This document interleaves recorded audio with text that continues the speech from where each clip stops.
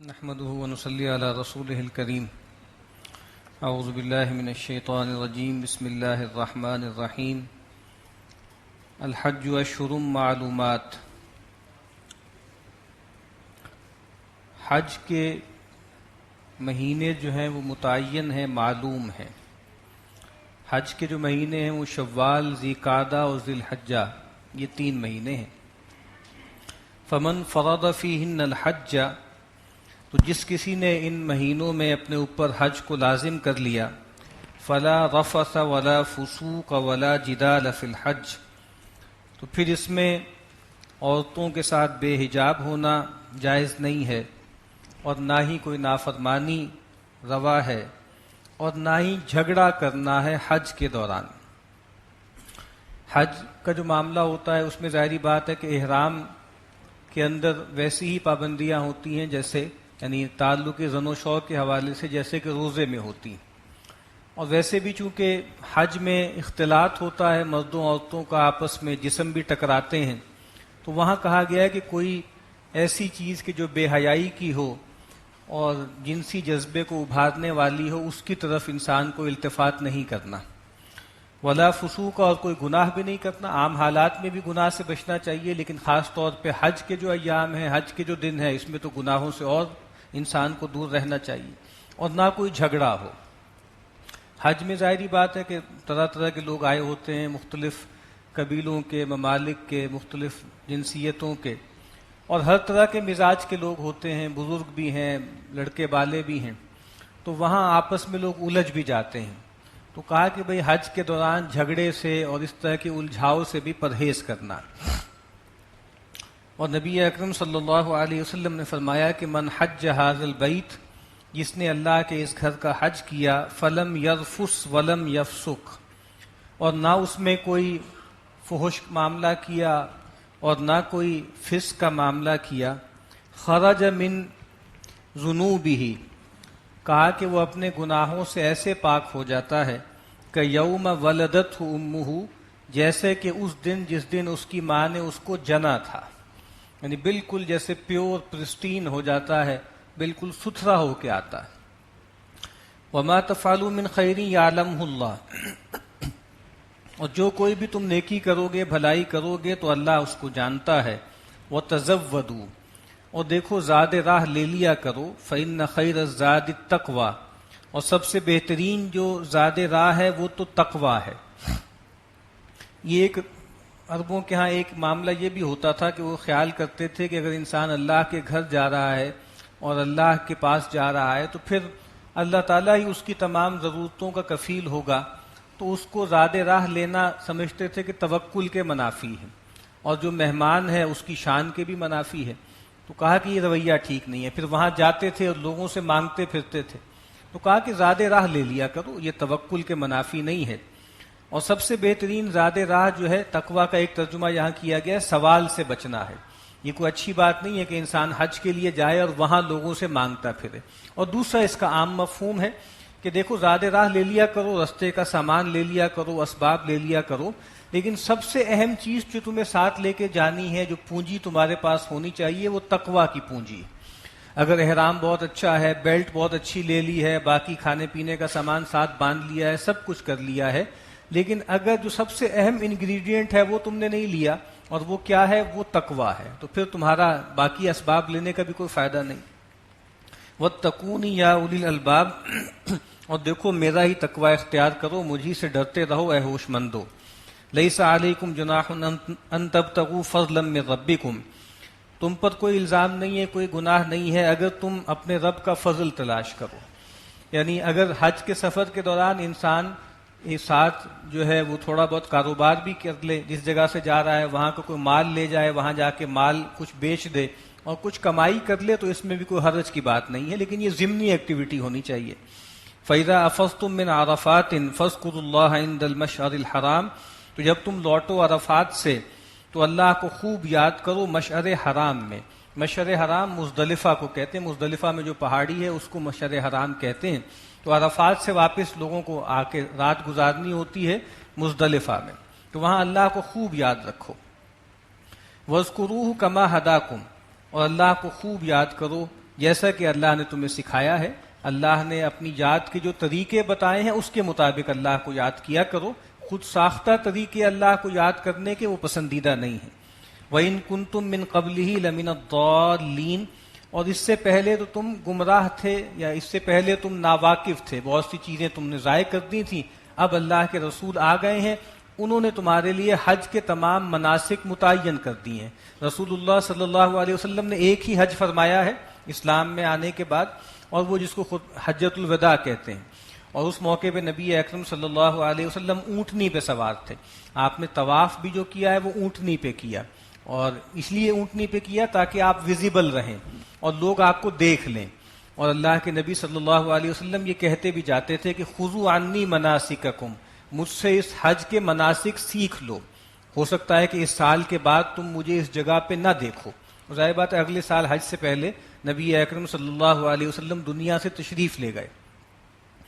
تو کہا کہ تمہیں معلوم نہیں تھا، اب اللہ کے رسول کے ذریعے جو تم نے بدعتیں بیچ میں داخل کر دی تھی اللہ نے ان کو واضح کر دیا.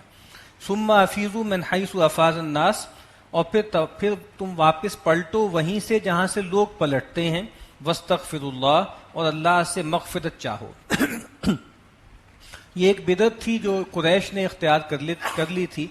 وہ یہ کہا کرتے تھے کہ ہم حمص ہیں، ہم جو ہے بیت اللہ کے متولی ہیں، تو ہم جو ہے وہ حدود حرم سے باہر نہیں جائیں گے. اور عرفات جو ہے وہ حدود حرم سے باہر ہے، تو وہ بس مزدلفہ میں ہی ٹھہر جاتے تھے، عرفات سے ہو کر نہیں آتے تھے. تو کہا کہ بھئی جہاں سے باقی لوگ ہو کر آتے ہیں، یعنی عرفات سے واپس آ کے مزدلفہ آتے ہیں، تم بھی ایسا ہی کرنا. ان اللہ غفور الرحیم، بے شک اللہ تعالیٰ بخشنے والا رحم کرنے والا ہے.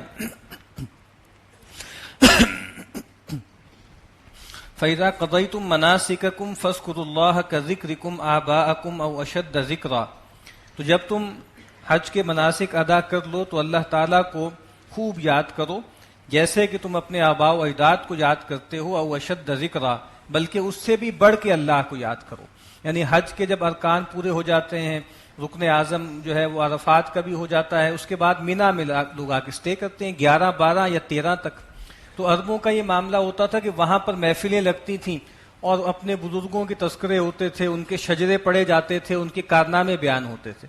تو کہا کہ یہ مقام جو ہے وہ اپنے آباء و اجداد کو یاد کرنے کا نہیں ہے، یہ اللہ کو یاد کرنے کا ہے. تو جیسے جس شوق و ذوق سے اپنے بزرگوں کا تذکرہ کرتے تھے، اس سے زیادہ شدت سے اللہ کو یاد کیا کرو. فَمِنَ النَّاسِ مَن يَقُولُ رَبَّنَا آتِنَا فِي الدُّنْيَا وَمَا لَهُ فِي الْآخِرَةِ مِنْ خَلَاقٍ. تو لوگوں میں وہ بھی ہے جو یہ کہتا ہے کہ اے اللہ تو مجھے دنیا کی بھلائی عطا کر، اور ایسے شخص کے لیے آخرت میں کوئی حصہ نہیں ہے. حج کے بارے میں اگر آپ غور کریں نا تو حج کے زیادہ تر مناسک ایسے ہیں کہ جس میں کوئی بہت زیادہ عبادات نہیں ہیں. طواف جو کیا جاتا ہے اس میں بھی ظاہری بات ہے کہ دعائی ہے، اسی طریقے سے مزدلفہ میں بھی دعا ہے. عرفات جو حج کا رکن اعظم ہے، جس کے بارے میں نبی اکرم صلی اللہ علیہ وسلم نے فرمایا الحج العرفہ، حج تو نام ہی وقوف عرفات کا ہے. وہاں پر بھی کوئی خاص عبادت نہیں ہے، وہاں پر بھی بس اللہ کو یاد کرنا ہے، اللہ کا ذکر کرنا ہے. مینا میں بھی یہی معاملہ ہے. تو وہاں پہ ظاہر دعا کا بہت موقع ہوتا ہے. تو کہا کہ دعا سے انسان کی شخصیت کا اظہار ہو جاتا ہے. یعنی انسان جس طرح کی دعائیں کرتا ہے نا، اس سے پتہ لگ جاتا ہے وہ کس طرح کا آدمی ہے، کیونکہ دعا میں اس کی اپنی شخصیت ظاہر ہو جاتی ہے. اگر آدمی ہر وقت جو ہے وہ کاروبار کے لیے، ملازمت کے لیے، روپے پیسے کے لیے دعا کر رہا ہے تو اس سے یہ بات واضح ہو جاتی ہے کہ اس کا مقصود کیا ہے، مطلوب کیا ہے.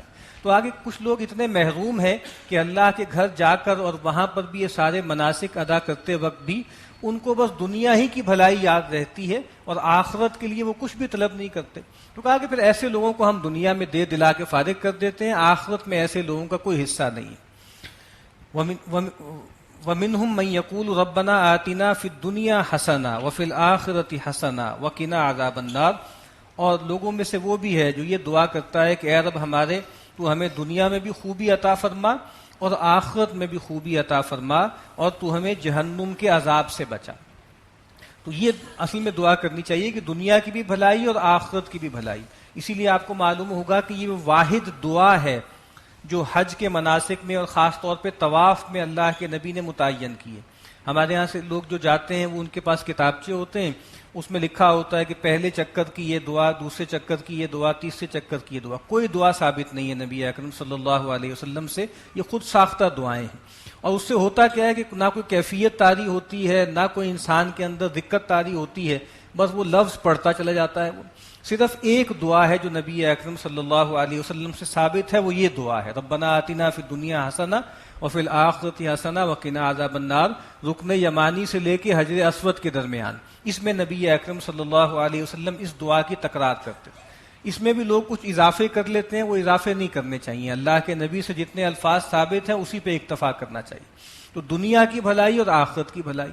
اور دنیا کی بھلائی میں ٹھیک ہے، المرأۃ الصالحہ، اچھی نیک بیوی دنیا کی بھلائی میں ہے. اللہ کے نبی نے فرمایا ہے کہ انسان کی سعادت میں ہے کہ اس کا گھر وسیع ہو، اس کی سواری اچھی ہو. یہ تمام چیزیں بھی دنیا کی بھلائی ہیں. لیکن دنیا کی بھلائی اس کے علاوہ بھی ہے. جب بھی ہم یہ سوچتے ہیں پھر دنیا حسنہ، ہمارے سامنے روپیہ، پیسہ اور بنگلہ اور کاروبار ہی آتا ہے، حالانکہ یہ مراد صرف یہ نہیں ہے. سیدنا حسن بصری علیہ رحمہ فرماتے ہیں پھر دنیا حسنہ کا مطلب کیا ہے؟ العلم والعبادہ. دنیا میں انسان زندگی ایسے گزارے کہ اللہ کو جاننے والا علم حاصل کرے اور اللہ کی بندگی میں لگا رہے. اور آخرت میں حسنہ کیا ہے کہ انسان اللہ کی جنت کو پالے اور اللہ کے دیدار سے مشرف ہو.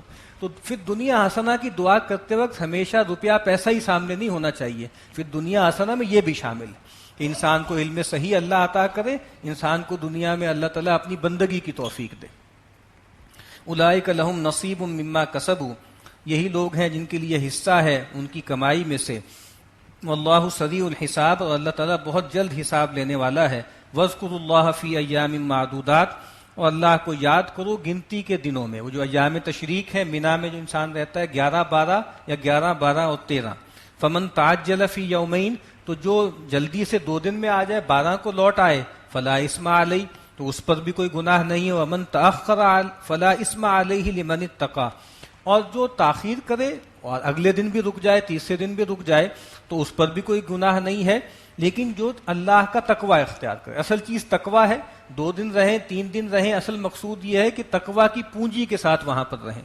واتقوا اللہ واعلموا انکم الیہ تحشرون، اور اللہ تعالیٰ کا تقوی اختیار کرو اور جان لو کہ بے شک تم سب کو اسی کی طرف جمع ہونا ہے. ومن الناس من یعجبک قولہ فی الحیاۃ الدنیا، اور لوگوں میں وہ بھی ہے کہ جس کی دنیا کی زندگی میں جس کی بات آپ کو بھلی لگتی ہے، خوش آتی ہے. وَيُشْهِدُ اللَّهَ عَلَى مَا فِي قَلْبِهِ، اور جو اس کے دل میں ہے اس پر وہ اللہ کو بھی بار بار گواہ ٹھہراتا ہے. وَهُوَ أَلَدُّ الْخِصَامِ، حالانکہ اس کی حقیقت یہ ہے کہ وہ سخت جھگڑالو ہے. یہ منافقین کا کردار ہے. کچھ لوگوں نے اس کو متعین کرنے کی کوشش بھی کی. اخنس ابن شریک ایک بہت کٹر منافق تھا، اس کا یہ کردار تھا. لیکن یہ عام تھا منافقین میں کہ وہ چونکہ بڑے تنومند ہوتے تھے، بڑے خوشحال لوگ ہوتے تھے، تو اور چرب زبان بھی بہت ہوتے تھے. اللہ کے نبی نے فرمایا کہ مجھے اپنی امت کے بارے میں جو سب سے زیادہ اندیشہ ہے، کل منافق علیم اللسان، ہر اس منافق کا ہے جو بہت چرب زبان ہے. اور بدقسمتی سے آج اگر آپ میڈیا کا جائزہ لیں نا، تو آپ کو ایسے منافقین کی ایک لائن نظر آئے گی کہ صاف لگتا ہے ان کے چہرے پہ مکاری ہے، خباثت ہے، لیکن زبان بہت چلتی ہے، جس کی وجہ سے لوگ ان کو سمجھتے ہیں کہ اللہ والے ہیں، ان کے پیچھے لگ جاتے ہیں. تو کہا کہ ان کی باتیں بڑی اچھی لگتی ہیں، بڑی خوشنما لگتی ہیں، اور اس پر اللہ کو بھی گواہ ٹھہراتے ہیں، حالانکہ وہ خبیث الباطن لوگ ہیں، سخت جھگڑالو لوگ. وَإِذَا تَوَلَّى سَعَىٰ فِي الْأَرْضِ، آپ کے پاس جب آتے ہیں تو بڑی میٹھی میٹھی باتیں کرتے ہیں، لیکن جب آپ کے پاس سے پھر کے جاتے ہیں تو کوشش کرتے ہیں کہ زمین میں بھاگ دوڑ کرتے ہیں. لِيُفْسِدَ فِيهَا وَيُهْلِكَ الْحَرْثَ وَالنَّسْلَ، کہ زمین میں فساد مچائیں اور کھیتی اور جانوں کو تلف کریں. یعنی وہاں تو بہت باتیں کر رہے ہیں لیکن باہر جا کر فساد مچاتے ہیں. واللہ لا يحب الفساد، اور بے شک اللہ تعالیٰ فساد کو پسند نہیں کرتا. وَإِذَا قِيلَ لَهُ اتَّقِ اللَّهَ، اور ایسے شخص سے جب کہا جاتا ہے کہ دیکھو اللہ کا تقوی اختیار کرو، اخذتہ العزت بالاسم، تو اس کی جو عزت نفس ہے وہ اس کو گناہ پر اور ابھارتی ہے. فحسبہ جہنم، تو ایسے شخص کا ٹھکانہ جہنم ہے. یعنی چاہیے تو یہ کہ جب اس کو اصلاح کی دعوت دی جائے تو وہ رجوع کرے، اس سے اور وہ اکڑتا ہے اور تکبر کا شکار ہوتا ہے. وَلَبِئْسَ الْمِہَادُ، تو اس کا ٹھکانہ جہنم ہے اور وہ بہت ہی برا ٹھکانہ ہے. وَمِنَ النَّاسِ مَن يَشْرِي نَفْسَهُ ابْتِغَاءَ مَرْضَاتِ اللَّهِ، اور لوگوں میں وہ بھی ہے جو اپنی جان کو بیچ دیتا ہے اللہ کی رضا جوئی کے لیے، اپنا آپ بیچ دیتا ہے۔ ان اللہ اشتری من المؤمنین انفسهم واموالهم بان لهم الجنہ، اللہ تعالیٰ نے خرید لیے اہل ایمان سے ان کی جانیں اور مال جنت کے عوض۔ تو کہا کہ ایسے شخص بھی ہیں جو اپنا آپ بیچ دیتے ہیں اللہ کی رضا کے لیے۔ واللہ رؤوف بالعباد، اور اللہ تعالیٰ اپنے بندوں پر بہت ہی رأفت اور رحمت کرنے والا ہے۔ اور صحابہ میں سے اکثر کا یہ حال تھا، خاص طور پہ سیدنا صہیب رومی جو ہے وہ مکہ میں تھے، جب ہجرت کر کے مدینہ آنے لگے تو ان کے مالکوں نے روک لیا کہ جب تم ہمارے پاس آئے تھے تو بالکل جو ہے وہ فقیر تھے، ہم نے تمہیں سب کچھ دیا جو تمہارے پاس ہے، تو ہم تمہیں نہیں جانے دیں گے جب تک کہ تم یہ سارا مال ہمیں دے دو۔ تو سیدنا صہیب نے کہا کہ اگر میں اپنا سارا مال تمہیں دے دوں تو تم مجھے جانے دو گے؟ اللہ کے نبی کے پاس کہاں کے جانے دیں گے؟ تو وہ اپنا سارا مال و اسباب انہوں نے دے دیا ان کو، اور رسول اللہ صلی اللہ علیہ وسلم کے پاس تنے تنہا پہنچ گئے۔ جب اللہ کے نبی کو یہ بات پہنچی تو آپ نے فرمایا کہ ربح بیعک، ربح بیعک، بڑی اچھی تجارت کی تم نے، بڑا اچھا سودا کیا۔ یعنی کوئی کنسول نہیں کیا، او ہو بڑا نقصان ہو گیا، بڑا افسوس ہوا، نہیں، کہا کہ بالکل ٹھیک کیا تم نے، ایسا ہی کرنا تھا، اور اپنا سب کچھ دے کر بھی تم نے جنت خرید لی۔ تو یہاں پر بھی فرمایا کہ لوگوں میں ایسے بھی ہیں کہ جو اپنا آپ بیچ دیتے ہیں اللہ کی رضا کے لیے۔ یا ایھا الذین آمنوا ادخلوا فی السلم کافہ، اے وہ لوگوں جو ایمان لائے ہو، اسلام میں اور فرما برداری میں پورے کے پورے داخل ہو جاؤ، یعنی سر کے بالوں سے لے کے پاؤں کے ناخنوں تک داخل ہو جاؤ، اور پوری وجود کے ساتھ، پوری شخصیت کے ساتھ دین میں داخل ہو جاؤ۔ وَلَا تَتَّبِعُوا خُطُوَاتِ الشَّيْطَانِ، اور دیکھو شیطان کے نقش قدم پر مت چلو۔ یہ جو تقسیم کر دینا ہے، یہ جو کمپارٹمنٹلائزیشن ہے، یہ جو ٹکڑے کر دینا ہے، یہ شیطان کی پیروی۔ اللہ کی اطاعت کا مطلب کیا ہے؟ اللہ کی عبادت کا مطلب کیا ہے؟ کہ پورے وجود کے ساتھ اللہ کے سامنے اپنے آپ کو جھکا دو۔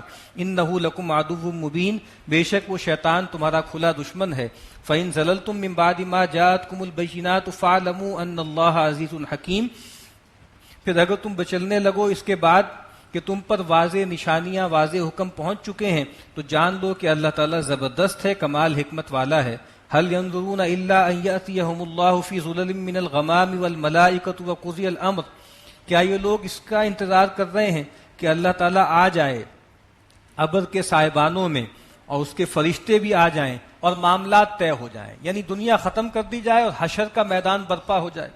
وَإِلَى اللَّهِ تُرْجَعُ الْأُمُورُ، اور سارے معاملات اللہ ہی کی طرف لوٹائے جائیں گے۔ سَلْ بَنِي إِسْرَائِيلَ كَمْ آتَيْنَاهُم مِّنْ آیَةٍ بَيِّنَةٍ، یہ مشرکین بار بار مطالبہ کر رہے ہیں کہ کوئی نشانی دکھائی جائے، کوئی حصی معجزہ دکھایا جائے۔ پوچھیے بنی اسرائیل سے، ہم نے ان کو کتنی واضح نشانیاں، کھلی نشانیاں دی تھیں۔ وَمَن يُبَدِّلْ نِعْمَتَ اللَّهِ مِن بَعْدِ مَا جَاءَتْهُ فَإِنَّ اللَّهَ شَدِيدُ الْعِقَابِ، اور جو کوئی بدل دے اللہ کی نعمت کو اس کے بعد کہ وہ اس کے پاس پہنچے، تو پھر اللہ تعالیٰ کا عذاب بھی بہت سخت ہے۔ جو اللہ کی نشانیاں دیکھ کر، اللہ کی رحمت، اللہ کی ہدایت دیکھ کر بھی ایمان نہ لائیں تو پھر اللہ کا عذاب بہت سخت ہے۔ زُيِّنَ لِلَّذِينَ كَفَرُوا الْحَيَاةُ الدُّنْيَا، کافروں کے لیے دنیا کی زندگی کو مزین کر دیا گیا، وہ فریفتہ کر دیے گئے دنیا کی زندگی پر۔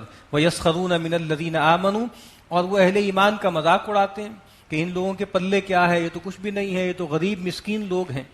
وَالَّذِينَ اتَّقَوْا فَوْقَهُمْ يَوْمَ الْقِيَامَةِ، اور آخرت میں کہا کہ ٹیبلز ٹرن ہو جائیں گی، وہ لوگ کے جو متقی ہیں قیامت کے دن وہ ان سے بالا تر ہوں گے۔ آج یہ لگتا ہے کہ یہ چودھری ہیں، یہ بڑے ہیں، مسلمان دبے ہوئے ہیں، کہا قیامت کے دن یہ اونچے ہوں گے، وہ نیچے ہوں گے۔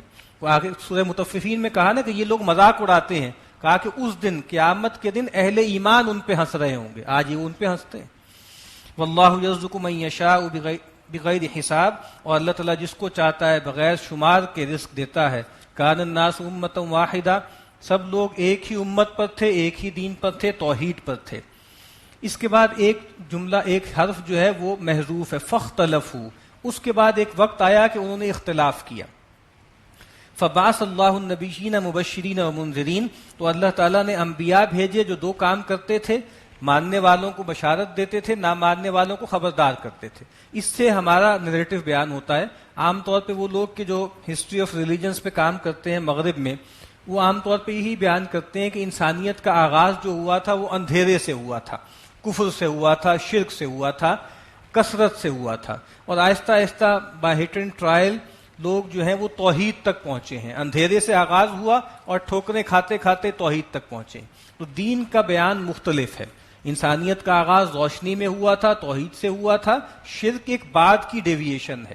تو یہاں پر بھی یہ فرمایا کہ انسانیت کا جب آغاز ہوا لوگ ایک ہی دین پر تھے، اس کے بعد جب انہوں نے اختلاف کیا، شرک کا رویہ اختیار کیا، پھر اللہ نے نبی بھیجے۔ وَأَنزَلَ مَعَهُمُ الْكِتَابَ بِالْحَقِّ لِيَحْكُمَ بَيْنَ النَّاسِ فِيمَا اخْتَلَفُوا فِيهِ، اور اتاری ان کے ساتھ کتاب حق کے ساتھ تاکہ لوگوں کے درمیان فیصلہ کر دے ہر اس معاملے میں جس میں وہ جھگڑا کرتے ہیں۔ وَمَا اخْتَلَفَ فِيهِ إِلَّا الَّذِينَ أُوتُوهُ مِن بَعْدِ مَا جَاءَتْهُمُ الْبَيِّنَاتُ بَغْيًا بَيْنَهُمْ، اور اختلاف نہیں کیا ان لوگوں نے جن کو کتاب دی گئی تھی اس سے پہلے، مگر اس کے بعد کہ ان کے پاس واضح نشانیاں آ گئی تھیں۔ کس بنیاد پہ اختلاف کیا؟ بغیم بینہم، ضدم ضدہ کی بنیاد پر، غلط فہمی کی بنیاد پر نہیں، جہالت کی بنیاد پر نہیں۔ فہد اللہ الذین آمنوا لما اختلفوا فیہ من الحق باذنہ، پھر اللہ تعالیٰ نے ہدایت دے دی، رہنمائی کر دی ان لوگوں کی جو ایمان لائے ان معاملات میں جن میں یہ اختلاف کرتے ہیں، اپنے حکم کے ساتھ حق کی طرف رہنمائی کر دی اپنے اذن سے، اپنے حکم سے۔ واللہ یہدی من یشاء الی صراط مستقیم، اور اللہ تعالیٰ جس کو چاہتا ہے سیدھی راہ دکھا دیتا ہے۔ آج بھی یعنی اتنا جھاڑ جھنکار ہے افکار کا، مذاہب کا، لیکن جو آدمی بھی اللہ تک پہنچنا چاہے، حق تک پہنچنا چاہے، تو کہا کہ اللہ تعالیٰ اس کی رہنمائی کرتے ہیں، اس کو حق تک پہنچا دیتے ہیں۔ واللہ یہدی من یشاء الی صراط مستقیم، اور اللہ تعالیٰ جس کو چاہتا ہے سیدھی راہ دکھا دیتا ہے۔ ام حسبتم ان تدخلوا الجنہ، کیا تم یہ گمان کرتے ہو کہ جنت میں داخل ہو جاؤ گے؟ ولما یأتکم مثل الذین خلوا من قبلکم، حالانکہ ابھی تم پر وہ حالات نہیں آئے جو ان لوگوں پر آئے تھے جو تم سے پہلے تھے۔ مستھم البأساء والضراء، ان کو پہنچی سختی اور تکلیف، وزلزلوا، اور وہ ہلا مارے گئے، حتی یقول الرسول والذین آمنوا معہ، یہاں تک کہ کہا رسول نے اور ان لوگوں نے جو اس کے ساتھ ایمان لائے، متی نصر اللہ، کب آئے گی اللہ کی مدد؟ الا ان نصر اللہ قریب، آگاہ ہو جاؤ کہ بے شک اللہ کی مدد قریب ہے۔ اور چونکہ یہ جو قصہ تھا اب دہرایا جا رہا تھا، یہ جو انبیاء اور رسول کے ساتھ ہر دور میں ہوا ہے، نبی اکرم صلی اللہ علیہ وسلم کے ساتھ بھی ایسا ہو رہا تھا۔ اور مکے کے آخری دور میں مشہور روایت ہے، سیدنا خباب بن ارت رضی اللہ تعالیٰ عنہ اللہ کے نبی صلی اللہ علیہ وسلم کی خدمت میں حاضر ہوئے، اور آپ جو ہیں وہ کعبے سے ٹیک لگا کر بیٹھے ہوئے تھے، اور آ کر انہوں نے شکوے کے انداز میں کہا کہ الا تستنصروا لنا، الا تدعوا لنا، اے اللہ کے نبی آپ ہمارے لیے اللہ سے مدد نہیں مانگتے، آپ ہمارے لیے اللہ کو پکارتے نہیں ہیں۔ تو آپ ناراض ہو گئے، آپ نے کہا کہ تم جلدی کر رہے ہو، تم سے پہلے لوگوں کے ساتھ ایسا بھی ہوا کہ ان کو زمین میں آدھا گاڑ دیا گیا اور زندہ حالت میں ان کے سر کی مانگ پہ ایک آرا رکھ کے ان کے جسم کو دو حصوں میں تقسیم کر دیا گیا، ان کے جسموں کو لوہے کی وہ کنگیوں سے چھیل دیا گیا، ہڈیوں کے اوپر سے گوشت اتار دیا گیا، لیکن وہ اپنے دین سے پھرے نہیں۔ تم جلدی کر رہے ہو، اور خدائی قسم یہ دین غالب آ کر رہے گا، اور ہر طرف امن ہوگا اور اللہ کا دین غالب ہوگا، تو تمہیں صبر کرنا چاہیے، تمہیں جھیلنا چاہیے۔ تو یہاں اسی کی طرف اشارہ ہے۔ یسألونک ماذا ینفقون، اے نبی یہ آپ سے سوال کرتے ہیں کہ کیا خرچ کریں۔ قل ما انفقتم من خیر، اے نبی فرما دیجئے جو بھی تم خیر خرچ کرو گے، جو مال بھی تم لگاؤ گے، فللوالدین، تو تمہارے والدین کے لیے ہے، والاقربین، اور قرابت داروں کا ہے، والیتامى والمساکین وابن السبیل، اور یتیموں، مسکینوں اور مسافروں کا ہے۔ عام طور پہ ہمارا خیال یہ ہوتا ہے کہ انفاق وہی انفاق ہے اور اسی پہ اجر ہے جو غریبوں مسکینوں پر ہوتا ہے۔ جو ہم اپنے بیوی بچوں پہ خرچ کرتے ہیں وہ تو ہماری لائبلٹی ہے ہی، ہماری ذمہ داری ہے ہی نہیں۔ اللہ کے نبی نے فرمایا کہ بہترین صدقہ وہ ہے جو تم اپنی بیوی کے منہ میں ڈالتے ہو، جو تم ان کو کھلاتے ہو پلاتے ہو۔ اگر انسان اللہ کی بندگی پر قائم ہے، حلال طریقے سے کمائی کرتا ہے، تو سب سے زیادہ اجر اس مال پر ہوتا ہے جو وہ اپنے گھر والوں پہ خرچ کرتا ہے۔ تو کہا کہ سب پہ اجر ہے، خرچ کرو اپنے قرابت داروں پہ، والدین پہ، مساکین پر، مسافروں پر۔ وما تفعلوا من خیر فإن اللہ بہ علیم، اور جو کوئی بھی تم بھلائی کرو گے تو اللہ تعالیٰ اس کو خوب جانتا ہے۔ کتب علیکم القتال وہو کرہ لکم، تم پہ فرض کر دی گئی لڑائی، قتال، اور وہ تمہیں بہت بری لگتی ہے۔ ظاہری بات ہے اس میں جان جاتی ہے، مال بھی خرچ ہوتا ہے۔ وعسى ان تکرہوا شیئا وہو خیر لکم، اور شاید ہو سکتا ہے بہت سی چیزیں تمہیں ناگوار ہوں، در حقیقت وہ تمہارے لیے بہتر ہوں۔ وعسى ان تحبوا شیئا وہو شر لکم، اور ہو سکتا ہے کہ تمہیں بہت سی چیزیں اچھی لگتی ہوں اور انجام کار کے طور پہ تمہارے لیے بری ہوں۔ کیوں؟ واللہ یعلم وانتم لا تعلمون، اللہ جانتا ہے تم نہیں جانتے۔ تم بہت شارٹ سائٹڈ ہو، تم فوری نفع کے پیچھے جاتے ہو، تو کہا کہ بھائی بہت سی ایسی چیزیں ہیں، اللہ کے نبی نے فرمایا کہ حجبت الجنت بالمکارہ، جنت کو ناگوار چیزوں سے ڈھانپ دیا گیا. تو جنت کی راہ مشکل راہ ہے، ناگواری کی راہ ہے، لیکن وہ بہتر ہے. وحجبت النار بالشہوات، جہنم کو خوشگوار چیزوں سے، شہوتوں سے، لذتوں سے، لذت سے ڈھانپ دیا گیا ہے. وہ بہت اچھی لگتی ہے لیکن اس کے پیچھے جہنم ہے. تو کہا کہ بہت سی چیزیں تمہیں اچھی لگتی ہیں جبکہ تمہارے لیے بری ہیں، بہت سی چیزیں تمہیں بری لگتی ہیں جبکہ تمہارے لیے اچھی ہیں. اللہ جانتا ہے، تم نہیں جانتے. یہی وہ چیزیں جو ہم دعائے استخارہ میں کرتے ہیں کہ فَأَنْتَ تَعْلَمُ وَلَا أَعْلَمُ وَأَنْتَ تَقْدِرُ وَلَا أَقْدِرُ، اے اللہ تو جانتا ہے میں نہیں جانتا، تو قدرت رکھتا ہے میں قدرت نہیں رکھتا. یسألونک عن الشہر الحرام قتال فیہ، اے نبی آپ سے پوچھتے ہیں حرام مہینے میں قتال کی بابت. کل قتال فیہ کبیر، اے نبی فرما دیجئے ان میں قتال کرنا بہت بری بات ہے. اصل میں ہوا یہ تھا کہ نبی اکرم صلی اللہ علیہ وسلم نے ایک مہم بھیجی تھی قریش کے قافلوں پہ نظر رکھنے کے لیے اور ان کے رستے روکنے کے لیے. تو وہ جمادی الثانی کا آخری دن تھا اور صحابہ یہ سمجھے کہ آخری دن ہے، لیکن رجب شروع ہو گیا تھا اور رجب جو ہے وہ حرام مہینوں میں سے ہے. تو مسلمانوں کے ہاتھوں ایک مشرک مارا گیا. تو اس کو پھر مشرکین نے بہت زیادہ اچھالا اور کہا کہ یہ کیسے لوگ ہیں اور دین کے دعوے دار بنتے ہیں لیکن یہ حرام مہینوں کا بھی لحاظ نہیں کرتے. کہا کہ ٹھیک ہے یہ غلطی ہوئی ہے، ایک تسامح ہوا ہے اور شہر حرام میں جو ہے ظاہری بات ہے کسی کی جان لینا بری بات ہے، لیکن وَصَدٌّ عَن سَبِيلِ اللَّهِ وَكُفْرٌ بِهِ وَالْمَسْجِدِ الْحَرَامِ، لیکن کہا کہ اللہ کی راہ سے روکنا اور کفر کرنا اور مسجد حرام سے روکنا یہ اس سے بڑی بات ہے. وَإِخْرَاجُ أَهْلِهِ مِنْهُ أَكْبَرُ عِنْدَ اللَّهِ، اور مسجد حرام کے جو اہل ہیں، جو اہل توحید ہیں، ان کو وہاں سے نکالنا اس سے بڑی چیز ہے. یعنی ان کو اس بات کا تو خیال ہے کہ بھائی اشہر حرم کو جو ہے بٹا لگایا گیا، لیکن یہ اللہ کی راہ سے روکتے ہیں اور جو اہل اللہ ہیں ان کو مسجد حرام سے روکتے ہیں، وہ اس سے بڑا جرم ہے. وَالْفِتْنَةُ أَكْبَرُ مِنَ الْقَتْلِ، اور یہ لوگ تو فتنہ پیدا کر رہے ہیں، یہ لوگوں تو جبر کے ساتھ لوگوں کو شرک پہ آمادہ کر رہے ہیں، وہ تو قتل سے بھی بڑی چیز ہے.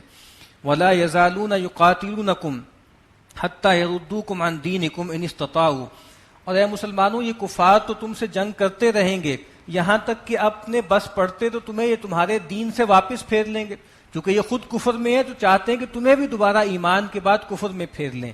وَمَن يَرْتَدِدْ مِنْكُمْ عَنْ دِينِهِ، اور جو کوئی بھی تم میں سے اپنے دین سے واپس پھر گیا، فَيَمُتْ، اور اسی حالت میں مر گیا، وَهُوَ كَافِرٌ، اور وہ کافر تھا، فَأُولَٰئِكَ حَبِطَتْ أَعْمَالُهُمْ فِي الدُّنْيَا وَالْآخِرَةِ، تو یہ وہ لوگ ہیں کہ ان کے تمام اعمال ضائع ہو جائیں گے دنیا اور آخرت میں. وَأُولَٰئِكَ أَصْحَابُ النَّارِ هُمْ فِيهَا خَالِدُونَ، اور ایسے لوگ جہنمی ہیں اور اس میں ہمیشہ ہمیشہ رہیں گے. جو مرتد ہے دنیا میں بھی خسارہ ہے اس کے لیے. اللہ کے نبی نے فرمایا کہ من بدل دینہ فاقتلوہ، جو اپنے دین کو بدل دے، اسلام کو چھوڑ دے، اس کی گردن مار دو، اس کو قتل کر دو. تو دنیا میں بھی اس کی سزا قتل ہے اور آخرت میں اس کی سزا جو ہے وہ ابدی خلود والی جہنم. ان الذين آمنوا والذين هاجروا وجاهدوا في سبيل الله اولئك يرجون رحمت اللہ، بے شک وہ لوگ کہ جو ایمان لائے اور وہ لوگ کہ جنہوں نے ہجرت کی اور جہاد کیا اللہ کی راہ میں، یہ وہ لوگ ہیں جو اللہ کی رحمت کے امیدوار ہیں. واللہ غفور الرحیم، اور اللہ بخشنے والا رحم کرنے والا ہے. نبی اکرم صلی اللہ علیہ وسلم نے فرمایا کہ تم میں سے کوئی شخص بھی محض اپنے عمل کی بنیاد پہ جنت میں داخل نہیں ہو سکتا. صحابہ نے پوچھا آپ بھی؟ فرمایا کہ ہاں میں بھی، یہاں تک کہ اللہ تعالیٰ کی رحمت مجھے ڈھانپ نہ لے. اس کا مطلب کیا ہے؟ اس کا مطلب ہے کہ اس دنیا میں ہمیں جو بھی ایفرٹ کرنی ہے، ایمان اور عمل صالح کی جو پونجی بھی جمع کرنی ہے، وہ جنت کا عوض نہیں بن سکتی. اصل میں ہمیں کیا کرنا ہے؟ ہمیں اس قابل بننا ہے کہ ہم قابل رحم ہو جائیں، اللہ تعالیٰ ہم پر رحم کھا لیں. اس کا مطلب یہ کہ جنت میں اس وقت تک داخلہ نہیں ہو سکتا جب تک کہ اللہ رحم نہ کرے. اب پھر سوال ہی پیدا ہوتا ہے کہ پھر اللہ کا رحم تو آربیٹریری ہوگا نا، اللہ جو ہے وہ اس کی کیا شان ہے جس پہ چاہے رحم کھا لے. کہا کہ نہیں، اللہ کی رحمت کو کوالیفائی کرنا پڑے گا. جنت تم کوالیفائی نہیں کر سکتے، ہاں تمہیں اللہ کی جنت، اللہ کی رحمت کو کوالیفائی کرنا ہے. اس کا طریقہ بتا دیا. کون لوگ ہیں جو اللہ کی رحمت کو کوالیفائی کرتے ہیں؟ وہ لوگ کہ جو ایمان لائیں اور ہجرت کریں اور جہاد کریں، ہر اس چیز کو چھوڑ دیں جو اللہ اس کے رسول کو ناپسند ہے، اور ہر اس چیز کو اختیار کریں جس کو اللہ اس کے رسول نے حکم دیا ہے اختیار کیا جائے. یسألونک عن الخمر والمیسر، اے نبی آپ سے سوال کرتے ہیں شراب اور جوئے کی بابت. قل فیہما اسم کبیر، اے نبی فرما دیجئے ان دونوں میں بڑا گناہ ہے، ومنافع للناس، اور لوگوں کے لیے کچھ فائدے بھی ہیں، واسمہما اکبر من نفعہما، اور ان کا گناہ ان کے فائدے سے کہیں زیادہ ہے۔ اس کے فائدے کیا ہیں؟ ایک تو یہ ہے کہ شراب پی کے بعض اوقات انسان کنٹرولڈ انداز میں شراب پیے تو چستی پیدا ہوتی ہے اور بعض اوقات آدمی زیادہ الرٹ ہو جاتا ہے۔ جوئے سے بعض اوقات فائدہ ہوتا ہے، ہمارے ہاں تو جیسے محاورہ یہ ہے کہ لاٹری نکل آئی فلاں صاحب کی، اس کا مطلب ہی یہ ہے کہ بیٹھے بٹھائے جو ہے وہ بہت ایک دم فائدہ ہو جاتا ہے، ہن برسنے لگتا ہے۔ لیکن اور ایک اور مطلب بھی اس کا یہ ہے، وہ اس خاص کانٹیکسٹ میں ہے کہ عربوں کے ہاں یہ رواج تھا کہ وہ محفلیں برپا کرتے تھے، وہاں شرابیں پیتے تھے اور جوا کھیلتے تھے، اور جوئے وہ تیروں پہ کھیلتے تھے، اور جو ہے وہ جانوروں پہ جو ہے وہ تیر اندازی ہوتی تھی، اور پھر جو جانور بھی وہاں پہ ذبح ہوتے تھے، اونٹ ذبح ہوتے تھے، ان کے گوشت پر جوا کھیلا جاتا تھا۔ تو ہوتا کیا تھا کہ شراب پی جا رہی ہے، جوا کھیلا جا رہا ہے، اور جوئے میں جو بھی چیز ہاری جا رہی ہے، جو جانور بھی ذبح ہو کے اس طرح آ رہے ہیں، وہ پھر غریبوں میں تقسیم ہوتے تھے۔ تو ان کو خیال ہوتا تھا کہ یہ تو اچھی چیز ہے، شراب سے اور جوئے سے دیکھو فائدہ کتنا ہو رہا ہے۔ تو کہا کہ دیکھو فائدہ ہوگا اس کا کچھ، لیکن اس کا گناہ اس سے بڑا ہے۔ عام طور پہ لوگ غلطی کرتے ہیں اس آیت کو سمجھنے میں، وہ یہ کہتے ہیں کہ جی کہ شراب اور جوئے میں کچھ فائدے ہیں اور کچھ نقصان ہیں، لیکن جو نقصان ہے وہ فائدے سے بڑھ کر ہے۔ نہیں، فائدہ اور نقصان نہیں ہو رہا، یہاں جو کمپیریزن ہے وہ اسم میں اور نفع میں ہے۔ اسم کا مطلب ہے اخلاقی گناہ، یا فائدے اور نقصان کی بات نہیں ہو رہی، فائدہ ہوگا اس کا، لیکن اصل بات یہ ہے کہ اس کا جو گناہ ہے، اس کے اندر جو اخلاقی خرابی ہے، وہ اس کے دنیاوی فائدے سے کہیں بڑھ کر ہے۔ اور جو میں نے آپ سے مثال دی ہے، یہ مثال آج بھی بروئے کار ہے۔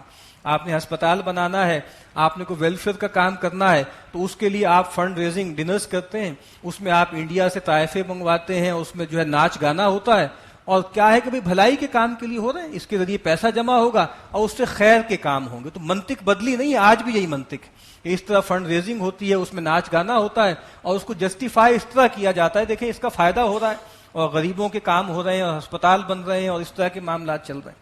تو کہا کہ اس میں کچھ فائدہ ہوگا، لیکن اس کا جو اخلاقی ضرر ہے وہ اس کے فائدے سے کہیں بڑھ کر ہے۔ وَيَسْأَلُونَكَ مَاذَا يُنْفِقُونَ، اور اے نبی آپ سے پوچھتے ہیں کہ کیا خرچ کریں، قُلِ الْعَفْوَ، کہہ دو کہ جو ضرورت سے زائد ہے۔ ظاہری بات ہے کہ یہ ایک اخلاقی تعلیم ہے کہ انسان کی جو ضرورت ہے، ذاتی ضرورت ہے، اس کی کاروباری ضرورت ہے، آج کی ضرورت ہے، تھوڑے آگے کی ضرورت ہے، اس کو نکال کے جو کچھ بھی ہے، بہت اعلیٰ بات یہ ہے کہ انسان اس کو اللہ کی راہ میں دے دے۔ اور اس میں دوسری طرف یہ بھی ہے کہ خرچ وہ کرو جو ضرورت سے زائد ہے۔ نبی اکرم صلی اللہ علیہ وسلم نے فرمایا کہ بہترین صدقہ وہ ہے جو اپنے پیچھے کچھ تونگری چھوڑ جائے۔ یہ نہ ہو کہ ایک دم کوئی بات سنی ہے، کوئی واز سنا ہے، سارا مال دے دو اور پھر اپنے گھر والوں کے حقوق ضائع کرو اور بعد میں مانگتے پھرو۔ اللہ کے نبی نے فرمایا ہے نا کہ الید العلیٰ خیر من الید السفلیٰ، اوپر والا ہاتھ نیچے والے ہاتھ سے بہتر ہے، اوپر والا ہاتھ خرچ کرنے والا، نیچے والا دینے والا۔ تو اتنا نہ دے دو کہ پھر ٹیبلز ٹرن ہو جائیں، پہلے ہاتھ اوپر تھا پھر نیچے آ جائے، لوگوں سے مانگتے پھرو۔ تو کہا جو ضرورت سے زائد ہے وہ اللہ کی راہ میں خرچ کرو۔ کذالک یبین اللہ لکم الآیات لعلکم تتفکرون فی الدنیا والآخرہ، اسی طریقے سے اللہ تعالیٰ تمہارے لیے واضح کرتا ہے اپنی نشانیاں، اپنی آیات، تاکہ تم فکر کرو، تاکہ تم غور و فکر کرو دنیا کے معاملات میں بھی اور آخرت کے معاملات میں بھی۔ وَيَسْأَلُونَكَ عَنِ الْيَتَامَى، اور اے نبی آپ سے پوچھتے ہیں یتیموں کی بابت۔ قُلْ إِصْلَاحٌ لَهُمْ خَيْرٌ، اے نبی فرما دیجئے کہ ان کا سنوارنا، ان کے معاملات اچھے کرنا یہ بہت اچھی بات ہے۔ وَإِن تُخَالِطُوهُمْ فَإِخْوَانُكُمْ، اگر تم ان کا مال اپنے ساتھ ملا لو تو تمہارے ہی بھائی ہیں۔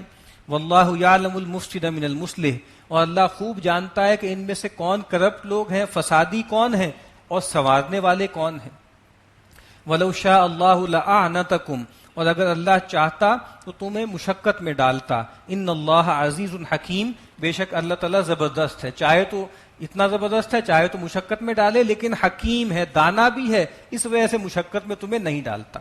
یہ معاملہ کیا ہے؟ آگے سورہ نساء میں بھی آیت آئے گی کہ بے شک وہ لوگ کہ جو یتیم کا مال کھاتے ہیں وہ اپنے پیٹوں میں آگ بھرتے ہیں۔ بہت سخت آیت تھی، تو لوگ بہت ڈر گئے اور لوگوں نے یہ کیا کہ ہر چیز الگ کر دی، ان کی ہانڈی بھی الگ کر دی، ان کا مال بالکل سیپریٹ کر دیا۔ تو کہا کہ دیکھو اس کی ضرورت نہیں ہے، اگر ان کا مال تم اپنے مال کے ساتھ شامل کر لو اور اس کو بڑھاؤ بھی، اس کو گرو بھی کرو، اور اس کا اگر تم کسٹوڈین بن کے اس کا کوئی معاوضہ لینا چاہو تو وہ بھی لے سکتے ہو۔ تو کہا کہ اللہ جانتا ہے کہ کون سچے ہیں کون جھوٹے ہیں، جو لوگ دکھاوے کے لیے ہانڈی وانڈی بھی الگ کر دیں گے لیکن اندر سے مال کھا جائیں گے، اللہ اس کو بھی جانتا ہے، اور جو لوگ مال اندر ملا لیں گے لیکن بالکل کھاتے الگ رکھیں گے، حساب الگ رکھیں گے، اللہ اس کو بھی جانتا ہے۔ وَلَا تَنْكِحُوا الْمُشْرِكَاتِ حَتَّى يُؤْمِنْ، اور دیکھو نکاح مت کرو مشرک عورتوں سے یہاں تک کہ وہ ایمان لے آئیں۔ وَلَا أَمَةٌ مُؤْمِنَةٌ خَيْرٌ مِّن مُشْرِكَةٍ وَلَوْ أَعْجَبَتْكُمْ، اور بے شک ایک مومنہ لونڈی، ایک باندی تمہارے لیے ایک آزاد مشرکہ عورت سے بہتر ہے، چاہے وہ مشرکہ عورت تمہیں کتنی ہی خوش آئے، کتنی ہی پسند آئے۔ وَلَا تُنْكِحُوا الْمُشْرِكِينَ حَتَّى يُؤْمِنُوا، اور نکاح نہ کرو اپنی عورتوں کے مشرک مردوں سے یہاں تک کہ وہ مرد ایمان لے آئیں۔ وَلَعَبْدٌ مُؤْمِنٌ خَيْرٌ مِّن مُشْرِكٍ وَلَوْ أَعْجَبَكُمْ، اور ایک غلام مومن بہتر ہے ایک آزاد مشرک سے، چاہے وہ تمہیں کتنا ہی بھلا لگے۔ اولئک یدعون الی النار، یہ مشرکین تو تمہیں پکارتے ہیں جہنم کی طرف۔ واللہ یدعو الی الجنۃ والمغفرۃ باذنہ، اور اللہ تعالیٰ تمہیں دعوت دیتے ہیں جنت اور مغفرت کی اپنے اذن سے۔ وَيُبَيِّنُ آیاتہ للناس لعلہم یتذکرون، اور اللہ تعالیٰ واضح کر دیتا ہے اپنی نشانیوں کو، اپنی آیات کو لوگوں کے لیے، شاید کہ وہ نصیحت قبول کریں۔ تو مشرک مرد سے یا مشرک عورت سے نکاح جو ہے وہ جائز نہیں ہے، وہ آگے قرآن مجید میں آئے گا۔ اہل کتاب عورت سے اہل ایمان مرد شادی کر سکتے ہیں، لیکن کوئی مومن عورت جو ہے کسی اہل کتاب مرد سے شادی نہیں کر سکتی، وہ اپنے مقام پر اس پہ بات کریں گے۔ وَيَسْأَلُونَكَ عَنِ الْمَحِيضِ، اے نبی یہ آپ سے سوال کرتے ہیں حیض کی بابت۔ قُلْ هُوَ أَذًى، اے نبی کہہ دیجئے یہ گندگی ہے۔ فَاعْتَزِلُوا النِّسَاءَ فِي الْمَحِيضِ، تو عورتوں سے علیحدہ رہو حیض کے ایام میں۔ وَلَا تَقْرَبُوهُنَّ حَتَّى يَطْهُرْنَ، اور ان کے قریب مت جاؤ، ان سے تعلق زن و شو قائم نہ کرو یہاں تک کہ وہ اچھی طرح پاک ہو جائیں۔ فَإِذَا تَطَهَّرْنَ، پھر جب وہ خوب پاک ہو جائیں، فَأْتُوهُنَّ مِنْ حَيْثُ أَمَرَكُمُ اللَّهُ، تو ان کے پاس جاؤ اس طریقے سے جہاں سے اللہ نے تمہیں حکم دیا ہے۔ إِنَّ اللَّهَ يُحِبُّ التَّوَّابِينَ وَيُحِبُّ الْمُتَطَهِّرِينَ، بے شک اللہ تعالیٰ پسند کرتے ہیں توبہ کرنے والوں کو، اور اللہ تعالیٰ پسند کرتے ہیں خوب پاک رہنے والوں کو اور گندگی سے بچنے والوں کو۔ یہ جو حیض کے معاملات ہیں اس میں بھی افراط و تفریط ہو گئی تھی۔ نصارہ کے ہاں معاملہ یہ ہو گیا تھا کہ حیض میں بھی عورتوں سے وہ تعلق قائم کر لیتے تھے، اور یہود کے ہاں دوسری انتہا پیدا ہو گئی تھی کہ بالکل ہی سیکلوژن کر دی تھی، اچھوت بنا دیا تھا ان کو، ان سے کھانا نہیں کھاتے تھے، ان کو چھوتے نہیں تھے، ان کو اپنے سے قریب نہیں کرتے تھے۔ تو قرآن مجید نے آ کر کہا ہے کہ بس ان سے تعلق کی زن و شو جو ہے وہ اس کی ممانعت ہے، جب وہ اچھی طرح پاک ہو جائیں تو پھر وہ تعلق قائم کیا جا سکتا ہے، اور اللہ تعالیٰ پاکیزگی کو پسند کرتے ہیں۔ ایک باطنی پاکیزگی ہے، وہ کیا ہے؟ وہ توبہ ہے، اپنے آپ کو پاک کرنا شرک سے، کفر سے، بدعت سے، اور ایک ظاہری پاکیزگی ہے، اس کو بھی اللہ تعالیٰ پسند کرتے ہیں۔ نساؤکم حرث لکم فاتوا حرثکم انا شئتم، تمہاری عورتیں تمہارے لیے کھیتیوں کی مانند ہیں، تو سو جاؤ اپنی کھیتیوں میں جہاں سے جاؤ۔ وقدموا لانفسکم، اور اپنے آگے کے لیے تدبیر کرو۔ اس کا ایک مطلب یہ بھی ہے کہ آخرت کی فکر کرو، یہ مطلب بھی ہے کہ اپنی نسل کی فکر کرو، اپنی نسل کو بڑھاؤ۔ واتقوا اللہ واعلموا انکم ملاقوہ، اور اللہ کا تقوی اختیار کرو اور جان لو کہ بے شک تمہیں اس سے ملنا ہے، اس سے ملاقات کرنی ہے۔ ابھی آپ دیکھیں گے قرآن مجید میں جہاں پر بھی عائلی معاملات آئیں گے، خاندانی معاملات آئیں گے، نج کے معاملات آئیں گے، وہاں تقوی پر بہت زیادہ زور ہے، کیونکہ ظاہر بات ہے گھر کے معاملات میں کوئی کورٹ کچہری تو آتی نہیں، یہاں تو بس دینداری اور خدا خوفی ہی بروئے کار آتی ہے، ورنہ ظاہری بات ہے کہ مرد ایک جلاد بن کر عورت پہ ظلم ڈھاتا چلا جاتا ہے۔ تو کہا کہ بار بار تقوی کا ذکر ہے کہ دیکھو اللہ کا تقوی اختیار کرو، یہی چیز ہے جو تمہیں صحیح راہ پہ قائم رکھے گی۔ وبشر المؤمنین، اور اے نبی صلی اللہ علیہ وسلم آپ بشارت دے دیجیے اہل ایمان کو۔ ولا تجعلوا اللہ عرضۃ لایمانکم ان تبروا وتتقوا وتصلحوا بین الناس، اور مت بناؤ اللہ کے نام کو نشانہ یا ہتھ کنڈا اپنی قسمیں کھانے کے لیے کہ تم لوگوں کے ساتھ اچھا سلوک کرو، تقوی کی روش اختیار کرو، یا لوگوں میں صلح کراؤ۔ یعنی یہ کیا معاملہ ہوتا تھا کہ ایک آدمی کہے جی میں نے تو قسم کھا لی ہے، میں نے تو قسم کھا لی ہے کہ میں اب فلاں نفلیں نہیں پڑھوں گا، میں نے تو قسم کھا لی ہے فلاں رشتہ دار کی میں مدد کرتا تھا اب نہیں کروں گا، میں نے تو قسم کھا لی ہے کہ میں فلاں آدمی کی عادت کے لیے نہیں جاؤں گا۔ تو کہا کہ دیکھو اللہ کے نام کو ہتھ کنڈا نہ بناؤ، ایک تختہ مشق نہ بناؤ کہ اس کے ذریعے نیکیوں سے بچو۔ واللہ سمیع علیم، اور اللہ سننے والا جاننے والا ہے۔ لا یؤاخذکم اللہ باللغو فی ایمانکم، جو تم لغو قسمیں کھا لیتے ہو اللہ تعالیٰ اس پر تمہارا مواخذہ نہیں کرے گا۔ یعنی عربوں کے ہاں رواج تھا، آج بھی ہے، واللہ باللہ تاللہ، تکیہ کلام کی طرح قسمیں وہ کھاتے چلے جاتے ہیں۔ تو کہا کہ یہ ایسی لغو قسمیں ہیں، اس پہ مواخذہ نہیں ہے، وَلَٰكِن يُؤَاخِذُكُم بِمَا كَسَبَتْ قُلُوبُكُم، ہاں جو تم نے پورے دل کے ارادے سے قسمیں کھائی ہیں، پورے قصد سے کھائی ہیں، اس پر مواخذہ ہوگا۔ واللہ غفور حلیم، بے شک اللہ تعالیٰ بخشنے والا اور بہت ہی بردبار ہے۔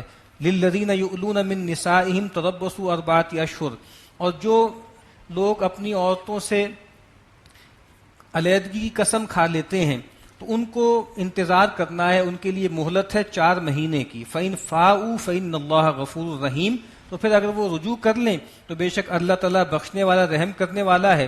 وَإِنْ عَزَمُوا الطَّلَاقَ فَإِنَّ اللَّهَ سَمِيعٌ عَلِيمٌ، اور اگر وہ طلاق ہی کا ارادہ کر لیں تو بے شک اللہ تعالیٰ سننے والا جاننے والا ہے۔ یہ ایلا کا معاملہ تھا۔ ایک تو طلاق ہوتی ہے، ایلا کیا ہوتا ہے کہ کوئی مرد یہ قسم کھا لے کہ میں اپنی بیوی کے پاس نہیں جاؤں گا، اور اس کو معلق چھوڑ دیتا تھا کئی سال تک، اور ظاہر بات نہ اب وہ نکاح میں ہے نہ نکاح سے فارغ ہے، تو اس کے لیے گویا بتا دیا گیا کہ بھئی 4 مہینے کی لمٹ ہے، اگر تم نے قسم کھائی ہے کہ بھئی میں اتنے عرصے تک نہیں جاؤں گا تو تم چلے جاؤ اس کے پاس، اگر اس سے پہلے چلے جاؤ گے تو قسم کا کفارہ دینا پڑے گا، اور بعد میں جاؤ گے تو کوئی حرج نہیں ہے، لیکن 4 مہینے تک تم ڈیفر کر سکتے ہو، اس سے آگے نہیں ہے۔ اس کے بعد تمہیں فیصلہ کرنا ہوگا کہ تمہیں اس کو اپنے ساتھ رکھنا ہے یا اس کو طلاق دینا ہے۔ والمطلقات یتربصن بانفسہن 3 قروء، اور جو مطلقہ عورتیں ہیں وہ انتظار کریں، اپنے آپ کو روک کر رکھیں 3 حیض تک۔ قروء کا ترجمہ حیض بھی ہے، طہر بھی ہے۔ ولا يحل لهن ان يكتمن ما خلق الله في ارحامهن ان كن يؤمن بالله واليوم الاخر، اور ان کے لیے حلال نہیں ہے کہ وہ چھپائیں جو اللہ تعالیٰ ان کے رحم میں پیدا کر رہے ہیں، یعنی جو اگر کوئی جنین ہے یا کوئی نطفہ ہے اس کو چھپائیں نہیں، اگر وہ ایمان رکھتی ہیں اللہ پر اور آخرت کے دن پر۔ وبعولتهن احق بردهن في ذلك ان ارادوا اصلاحا، اور اس کا خاوند حق رکھتا ہے اس کو لوٹانے کا اگر وہ اصلاح چاہے، یعنی عدت کے دوران ایک طلاق اگر دی ہے، مرد اگر رجوع کرنا چاہے تو اس کا حق ہے، عورت انکار نہیں کر سکتی۔ وَلَهُنَّ مِثْلُ الَّذِي عَلَيْهِنَّ بِالْمَعْرُوفِ، اور عورتوں کے بھی ویسے ہی حقوق ہیں جیسی ان پر ذمہ داریاں ہیں، معروف طریقے پر، یعنی جس طرح مردوں کی کچھ ذمہ داریاں ہیں، کچھ حقوق ہیں، عورتوں کی بھی کچھ ذمہ داریاں ہیں، اسی نسبت سے ان کے کچھ حقوق ہیں۔ وَلِلرِّجَالِ عَلَيْهِنَّ دَرَجَةٌ، لیکن مردوں کو ایک گنا درجہ دیا گیا ہے۔ ظاہری بات ہے گھر ایک ادارہ ہے، مرد اور عورت کا مسئلہ نہیں ہے، ورنہ آپ کو معلوم ہے کہ ماں باپ میں ماں کا درجہ زیادہ بڑا ہے، باپ کا کم ہے، تو یہ میل فیمیل کا ایشو نہیں ہے، یہ میسکولن فیمنن کا ایشو نہیں ہے، یہ گھر کا معاملہ ہے، یہ شوہر اور بیوی کا معاملہ ہے۔ شوہر اور بیوی میں ظاہری بات ہے گھر ایک ادارہ ہے، اور کوئی بھی ادارہ نہیں چلتا جب تک کہ آخری اتھارٹی کسی ایک کے پاس نہ ہو، تو وہ اتھارٹی اللہ تعالیٰ نے مرد کو دی ہے، ورنہ اس میں کوئی اور تفوق نہیں ہے۔ عورت ویسے ہی ایک انڈیپینڈنٹ وجود ہے، ایک روحانی، اخلاقی، نفسیاتی وجود ہے جیسے ایک مرد ہے، اور سارے مراتب عورتوں کے لیے بھی کھلے ہیں، بڑائیوں کے جیسے مردوں کے لیے کھلے ہیں۔ ہاں نبوت اللہ نے ان کو نہیں دی، لیکن نبوت کبھی بھی جو ہے وہ کسبی نہیں تھی، نبوت تو وہبی ہے، نبوت تو کوئی آدمی کسب کر کے محنت کر کے کما نہیں سکتا، تو جو بھی کسب ایک مرد کر سکتا ہے وہ سارے کسب یعنی اللہ کو خوش کرنے کے ایک عورت بھی کر سکتی، لیکن کہا کہ گھر کے ادارے میں مرد کو ایک درجہ فائق دیا گیا ہے۔ واللہ عزیز الحکیم، اللہ تعالیٰ زبردست ہے، کمال حکمت والا ہے۔ الطلاق مرتان، طلاق جو ہے وہ 2 مرتبہ ہے، یعنی ایک مرد کو ایک عورت کے حق میں 2 دفعہ طلاق کا حق ہے۔ آپ نے طلاق دی 1 مرتبہ اور اس کے بعد رجوع کر لیا، اسی طریقے سے کبھی زندگی میں دوبارہ کبھی طلاق دی، 1 طلاق دی پھر رجوع کر لیا عدت میں، تو 2 طلاقیں ہو گئیں۔ یعنی اس میں یہ بات بھی سمجھنے کی ہے، یعنی یہ بتایا جا رہا ہے کہ 2 طلاقیں ایسی ہیں جس سے رجوع کیا جا سکتا ہے، 3 طلاق کے بعد رجوع نہیں کیا جا سکتا۔ اور یہ بھی سمجھنا چاہیے کہ آپ نے 1 مرتبہ طلاق دی پھر رجوع کر لیا، پھر کبھی 10 سال بعد ایک اور طلاق دی پھر رجوع کر لیا، تو اب جاننا چاہیے کہ وہ دونوں چیزیں ایگزاسٹ کر دی ہیں آپ نے، تیسری مرتبہ 1 طلاق بھی دے دیں گے وہ طلاق مغلظ ہو جائے گی، تو یہ پورے لائف سپین میں 2 طلاق کا آپشن ہے ایک مرد اور ایک عورت کے حوالے سے۔ تو کہا کہ طلاق 2 مرتبہ ہے، فَإِمْسَاكٌ بِمَعْرُوفٍ أَوْ تَسْرِيحٌ بِإِحْسَانٍ۔ اب یہاں چونکہ کچھ معاملات آ رہے ہیں فقہی معاملات، جس میں بہتر یہ ہے کہ شروع میں ایک ڈسکلیمر دے دیا جائے، یہ قرآن مجید کا بیان ہو رہا ہے اور اس میں بس سادگی سے کچھ باتیں بتا دی جائیں گی، کیونکہ ظاہری بات ہے یہ معاملات ایسے ہیں کہ جس میں بہت تفصیل ہے، جس کو اس کا شوق ہو تو فقہ کی کتابوں میں دیکھ لے، اور جس کو کوئی مسئلہ درپیش ہو تو وہ کسی مفتی سے پوچھے، یعنی جب کوئی مسئلہ ایکچوئل درپیش ہوتا ہے پھر کتاب بھی نہیں دیکھنی چاہیے، پھر کسی مفتی کے پاس جانا چاہیے. تو یہاں ہم جو بھی گفتگو کریں گے کوئی بھی آدمی اس کی بنیاد پہ کوئی فیصلہ نہ کرے، کیونکہ یہاں روا روی میں کچھ باتیں ہم نے کرنی ہیں. یہ معاملات بہت نازک ہوتے ہیں، اس میں کسی دارالافتاء میں جا کے متعین سوال کر کے اس کا حل لینا چاہیے. تو ہمیں اس کی اہلیت بھی نہیں ہے کہ ہم فتویٰ دے سکیں. فَإِمْسَاكٌ بِمَعْرُوفٍ أَوْ تَسْرِيحٌ بِإِحْسَانٍ، تو اس کے بعد روک لینا ہے، روک کے رکھنا ہے بھلے طریقے پر، یا چھوڑ دینا ہے بھلے طریقے پر. بھئی اگر تو اس کو ساتھ رکھنے کا خیال ہے تو پھر بھلے طریقے پر رکھو، اگر آزاد کرنا ہے تو وہ بھی بھلے طریقے پر ہو. وَلَا يَحِلُّ لَكُمْ أَن تَأْخُذُوا مِمَّا آتَيْتُمُوهُنَّ شَيْئًا إِلَّا أَن يَخَافَا أَلَّا يُقِيمَا حُدُودَ اللَّهِ، اور تمہارے لیے روا نہیں ہے کہ جو کچھ تم نے ان کو دیا ہے اس میں سے کچھ لو، سوائے اس کے کہ ان دونوں کو اندیشہ ہو کہ وہ اللہ کی حدود کو قائم نہیں رکھ پائیں گے. یعنی اگر طلاق دی گئی ہے تو مرد کے لیے شایان شان نہیں ہے کہ ظاہر مہر تو واپس لے نہیں سکتا، اس کے سوا بھی جو کچھ اس نے عورت کو دیا ہے وہ بھی اچھی بات نہیں کہ واپس نہ لے. لیکن اگر معاملہ یہ ہو کہ عورت بھی یہ خیال کرتی ہے کہ ہم اگر اس نکاح میں رہیں گے تو ہم اللہ کی جو دین ہے اس پہ چل نہیں سکیں گے، اللہ کی حدود کو قائم نہیں رکھ سکیں گے، تو عورت اپنی آزادی کے لیے اگر خلا لینا چاہے تو خلا میں اگر وہ اپنا کو مہر معاف کر دے، آدھا مہر معاف کر دے یا پورا مہر معاف کر دے، تو اس کے لیے پھر یہ ہے کہ پھر ٹھیک ہے کہ پھر مرد جو ہے وہ مہر رکھ سکتا ہے. فَإِنْ خِفْتُمْ أَلَّا يُقِيمَا حُدُودَ اللَّهِ فَلَا جُنَاحَ عَلَيْهِمَا فِيمَا افْتَدَتْ بِهِ، تو اگر تمہیں اس کا اندیشہ ہو کہ وہ دونوں اللہ کی حدود کو قائم نہیں رکھ پائیں گے تو اس پہ کوئی گناہ نہیں ہے کہ عورت کچھ دے دلا کے اپنے آپ کو آزاد کر لے، کوئی فدیہ دے دے، مہر چھوڑ دے اپنا. تِلْكَ حُدُودُ اللَّهِ فَلَا تَعْتَدُوهَا، یہ اللہ کی حدود ہیں تو ان سے آگے مت بڑھو. وَمَن يَتَعَدَّ حُدُودَ اللَّهِ فَأُولَٰئِكَ هُمُ الظَّالِمُونَ، اور جو کوئی بھی اللہ کی حدود سے تجاوز کرتا ہے تو یہی لوگ ہیں کہ جو ظالم ہیں. فَإِن طَلَّقَهَا فَلَا تَحِلُّ لَهُ مِن بَعْدُ حَتَّىٰ تَنكِحَ زَوْجًا غَيْرَهُ، تو اگر کہا کہ اگر اس نے اس کو طلاق دے دی ہے اور 3 طلاق ہو گئی ہے، یا جو ہے وہ 3 طلاقیں اس کو مغلظ کہتے ہیں، وہ طلاق مغلظ ہو گئی ہے، تو کہا کہ اس کے بعد فلا تحل له من بعد حتى تنكح زوجا غيره، تو اب وہ عورت جو ہے وہ اس کے لیے حلال نہیں ہے یہاں تک کہ وہ عورت کسی اور شوہر سے شادی کرے. فإن طلقها، اور پھر وہاں سے بھی اس کو طلاق ہو جائے، فلا جناح علیہما ان یتراجعا، تو پھر کوئی گناہ نہیں ہے، کوئی الزام نہیں ہے کہ اگر وہ باہم دوبارہ یکجا ہو جائیں. ان ظنا ان یقیما حدود اللہ، اگر وہ دونوں یہ خیال کریں کہ وہ اللہ کی حدود کو قائم رکھ پائیں گے. ایک تو اس پہ غور کیجئے، بار بار کی ایکسپریشن آ رہا ہے کہ یقیما حدود اللہ، یعنی گھر کا جو ادارہ ہے یہ کوئی ظاہری بات ہے کوئی تفریح کا ادارہ نہیں ہے، یہ کوئی مستی نکالنے کا ادارہ نہیں ہے. یہ بھی اس لیے ہے کہ اللہ کی حدود پہ انسان قائم رہے. یعنی نکاح انسان اس لیے کرتا ہے تاکہ اس کا دین مکمل ہو جائے، اور جو اس کا گھر ہے وہ اللہ کے دین کا گہوارہ ہو، اللہ کے نبی صلی اللہ علیہ وسلم کی محبت کے نغمے اس میں گونجیں. تو کہا کہ یہی مقصد ہے اصل میں گھر کے ادارے کا. تو اگر اللہ کی حدود قائم نہیں ہو رہی تو علیحدگی اختیار کر لو. دوبارہ کبھی خیال ہو کہ اب ہم اللہ کی حدود کو قائم رکھ سکتے ہیں تو دوبارہ جمع ہو جاؤ. اور یہاں پر وہ معاملہ ہے کہ اگر طلاق دے دی کسی عورت کو، مرد نے 3 طلاق ہو گئی، مغلظ ہو گئی، تو اب کیا ہوگا کہ وہ عورت کہیں اور نکاح کرے گی نارمل طریقے پر، اور پھر نارمل طریقے پر اس کی طلاق ہو گئی تو اب پھر وہ پرانے جو بیوی اور شوہر ہیں دوبارہ مل سکتے ہیں. اس کے لیے ہمارے ہاں ایک بہت ہی بدترین اور ملعون ادارہ لوگوں نے قائم کر رکھا ہوا ہے حلالہ کے نام پہ. نبی اکرم صلی اللہ علیہ وسلم نے فرمایا لعن اللہ المحلل والمحلل له، اللہ کی لعنت ہے اس شخص پر جو حلالہ کرتا ہے اور کرواتا ہے. لیکن بدقسمتی یہ ہے کہ ہمارے ہاں اس کو ایک انسٹیٹیوشن کی شکل دے دی گئی ہے. اگر آپ غور کریں یہ تو حکم یعنی اس لیے دیا جا رہا ہے کہ بھائی کسی عورت کو 3 طلاق دیتے وقت 10 مرتبہ سوچو کہ دوبارہ ملنا کتنا ریموٹ ہو گیا ہے. تو اصل میں تو ایشو یہ تھا نا کہ بھائی تم طلاق دے رہے ہو تو اب سوچ لو کتنا ریموٹ ہے کہ وہ کہیں دوبارہ نکاح کرے نارمل طریقے پہ، اور پھر نارمل طریقے پہ جو ہے وہ طلاق ہو جائے. تو دیکھو کتنا دور ہو گیا ہے یہ معاملہ، کتنے ریموٹ اس کے امکانات. تو اصل میں تو حکم یہ تھا، اس کو ہم نے ایک ملعون ادارہ قائم کر کے اس کو بالکل ہی انڈو کر دیا. وَتِلْكَ حُدُودُ اللَّهِ يُبَيِّنُهَا لِقَوْمٍ يَعْلَمُونَ، اور یہ اللہ تعالیٰ کی حدود ہیں، اللہ تعالیٰ اس کو واضح کرتا ہے ان لوگوں کے لیے جو جانتے ہیں. وَإِذَا طَلَّقْتُمُ النِّسَاءَ فَبَلَغْنَ أَجَلَهُنَّ فَأَمْسِكُوهُنَّ بِمَعْرُوفٍ أَوْ سَرِّحُوهُنَّ بِمَعْرُوفٍ، تو کہا کہ جب تم عورتوں کو طلاق دے دو اور وہ اپنی مدت کو پہنچ جائیں تو اب یا تو ان کو بھلے طریقے سے روکنا ہے یا ان کو چھوڑ دینا ہے اچھے طریقے سے.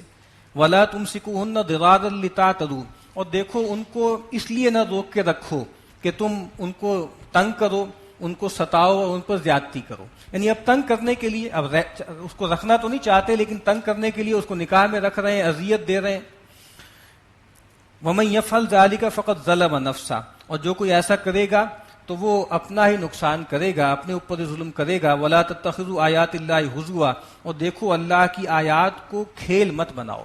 ظاہری بات ہے یہ جو حرفیت ہوتی ہے نا، یہ جو لٹرلزم ہوتا ہے اور جو قانون پرستی ہوتی ہے، یہ بس ہر چیز لیگل طریقے سے ہو رہی ہے، بظاہر لگ رہا ہے لیگل طریقے سے ہو رہی ہے، لیکن اس کے اندر کی روح غائب ہے. تو کہا کہ یہ اللہ کی آیات کے ساتھ، اللہ کے حکموں کے ساتھ کھیلنا ہے.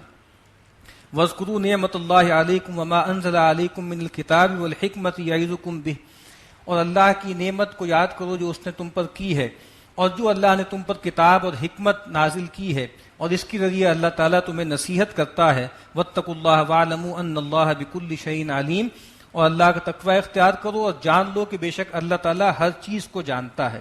وَإِذَا طَلَّقْتُمُ النِّسَاءَ فَبَلَغْنَ أَجَلَهُنَّ، اور جب تم عورتوں کو طلاق دے دو اور وہ اپنی مدت تو پہنچ جائیں، فَلَا تَعْضُلُوهُنَّ أَن يَنكِحْنَ أَزْوَاجَهُنَّ، تو ان کو نہ روکو کہ وہ اپنے انہی خاوندوں سے نکاح کر لیں. اذا تراضوا بینہم بالمعروف، اگر وہ آپس میں بھلے طریقے پہ راضی ہو جائیں. یعنی اگر 2 طلاقیں دی ہیں، طلاق بائن ہو گئی ہے، تو وہ طلاق کیا کہلاتی ہے؟ وہ طلاق ایسی ہوتی ہے کہ اگر دوبارہ وہ مرد اور عورت باہمی رضامندی سے نکاح کرنا چاہیں تو نکاح کر سکتے ہیں، آپشن ہوتی. یعنی عورت چاہتی ہے، مرد چاہتا ہے کہ ہم دوبارہ مل جائیں، تو پھر ظاہری بات ہے کہ وہ بس نکاح کر لیں، دوبارہ مل جائیں گے. تو کہا کہ اس کو روکا نہ جائے، اس کو عزت نفس کا موضوع نہ بنایا جائے. اگر مرد و عورت چاہے دوبارہ نکاح کر کے دوبارہ ملنا چاہے 2 طلاق کے بعد، تو پھر ان کو ملنے دیا جائے. ذالک یوعظ بہ من کان منکم یؤمن باللہ والیوم الآخر، اور یہ نصیحت اس کو کی جاتی ہے جو کوئی بھی تم میں سے اللہ پر اور آخرت کے دن پر ایمان رکھتا ہے. ذالکم ازکیٰ لکم واطہر، یہی تمہارے لیے زیادہ پاکیزہ بات ہے اور زیادہ ستھرائی کی بات ہے. واللہ یعلم وانتم لا تعلمون، اللہ جانتا ہے تم نہیں جانتے. والوالدات یرضعن اولادہن حولین کاملین لمن اراد ان یتم الرضاعہ، اور بچے والی عورتیں دودھ پلائیں اپنے بچے کو 2 برس تک، جو کوئی بھی چاہے وہ دودھ کی مدت پوری کرانا. یعنی اگر طلاق ہو گئی اور بچہ ہے چھوٹا، تو اگر خاوند یہ چاہے کہ بھائی دودھ پلائے ماں، تو دودھ 2 سال تک وہ پلائے. وعلی المولود لہ رزقہن وکسوتہن بالمعروف، تو پھر اس پورے 2 سال کے دوران جب تک وہ اس کے بچے کو دودھ پلا رہی ہے، اس باپ پر اس کے ذمے ہے، یعنی اس کا کپڑا اور اس کا کھانا اس کے ذمے ہے، اس عورت کے ذمے ہے، اور اس عورت کے لیے اس کے ذمے ہے بالمعروف، بھلے طریقے پہ. لا تکلف نفس الا وسعها، کسی جان کو مکلف نہیں ٹھہرایا جائے گا مگر اتنی ہی جتنی اس کی وسعت ہے، جتنی گنجائش ہے. لا تضار والدۃ بولدها ولا مولود له بولدہ، نہ نقصان دیا جائے ماں کو اس کے بچے کی وجہ سے، نہ اس کو جس کا وہ بچہ ہے، یعنی والد کو اس کی اولاد کی وجہ سے. وعلی الوارث مثل ذلک، اور وارثوں پر بھی ایسا ہی ہے. یعنی وہ جو شوہر کے ذمے تھا جب تک یہ بچے کو دودھ پلا رہی ہے، اس کا نفقہ، اس کا سکنا، تو کہا کہ اگر وہ شوہر فوت ہو گیا ہے تو جو اس کے وارث ہیں اس کے ذمے رہے گا. فَإِنْ أَرَادَا فِصَالًا عَنْ تَرَاضٍ مِّنْهُمَا وَتَشَاوُرٍ فَلَا جُنَاحَ عَلَيْهِمَا، اور اگر وہ دونوں فریق باہم مشاورت سے، رضامندی سے دودھ چھڑانے کا فیصلہ کر لیں تو اس پر بھی کوئی الزام نہیں ہے. وَإِنْ أَرَدْتُمْ أَن تَسْتَرْضِعُوا أَوْلَادَكُمْ، اور اگر تم چاہو کہ اپنے بچوں کو کسی اور دائی سے دودھ پلوا دو تو اس میں بھی کوئی حرج نہیں ہے. فَلَا جُنَاحَ عَلَيْكُمْ إِذَا سَلَّمْتُمْ مَا آتَيْتُمْ بِالْمَعْرُوفِ، تو تم پر کوئی گناہ نہیں ہے اگر جو تم نے طے کیا ہے معاوضہ اس کو دستور کے مطابق دے دو. واتقوا اللہ واعلموا ان اللہ بما تعملون بصیر، اور اللہ کا تقوی اختیار کرو اور جان لو کہ جو کچھ کہ تم عمل کرتے ہو اللہ اس کو دیکھ رہا ہے. بار بار تقوی کی تلقین ہے کہ اللہ کا تقوی اختیار کرو. والذین یتوفون منکم ویذرون ازواجا، اور وہ لوگ کہ جو تم میں سے فوت ہو جائیں اور اپنے پیچھے بیویاں چھوڑ جائیں، یتربصن بانفسہن اربعۃ اشہر وعشرا، تو ان کو چاہیے کہ اپنے آپ کو روک کر رکھیں 4 مہینے اور 10 دن. 4 مہینے اور 10 دن جو ہے ان کی عدت ہے، جس میں وہ زیب و زینت بھی نہیں کریں گی، سنگھار بھی نہیں کریں گی، بلا ضرورت گھر سے باہر بھی نہیں جائیں گی، اور اس دوران نکاح بھی نہیں کریں گی. اور یہ ان عورتوں کے لیے جو حاملہ نہ ہوں، جو عورتیں جو ہے وفات کے وقت شوہر کی حاملہ ہیں تو وضع حمل کے ساتھ ہی جو ہے وہ عدت ختم ہو جاتی. فَإِذَا بَلَغْنَ أَجَلَهُنَّ فَلَا جُنَاحَ عَلَيْكُمْ فِي مَا فَعَلْنَ فِي أَنفُسِهِنَّ بِالْمَعْرُوفِ، تو جب وہ پورا کر چکے اپنی عدت کو تو تم پر کوئی الزام نہیں ہے تو جو بھی اپنی جانوں کے بارے میں وہ بھلے طریقے سے فیصلہ کریں تو ان کو کرنے دو، یعنی دوبارہ وہ کہیں اور نکاح کرنا چاہیں تو ان کو روکو نہیں۔ یہ جو ہمارے ہاں تصور ہے کہ ایک دفعہ عورت بیوہ ہو جائے یا طلاق ہو جائے تو اس کا نکاح ثانی نہیں ہوتا، کہا کہ نہیں، دوبارہ نکاح کرنا چاہیں تو کوئی حرج نہیں۔ واللہ بما تعملون خبیر، جو کچھ تم عمل کر رہے ہو اللہ اس سے باخبر ہے۔ ولا جناح علیکم فیما عرضتم به من خطبۃ النساء واکننتم فی انفسکم۔ اب یہ جو کہا گیا ہے نا کہ عدت کے دوران نکاح نہیں ہو سکتا، تو کہا کہ اس میں کوئی الزام نہیں ہے تم پر، کوئی گناہ نہیں ہے کہ نکاح کا پیغام تم اشارے میں پہنچا دو یا اس کو پوشیدہ رکھو اپنے جی میں۔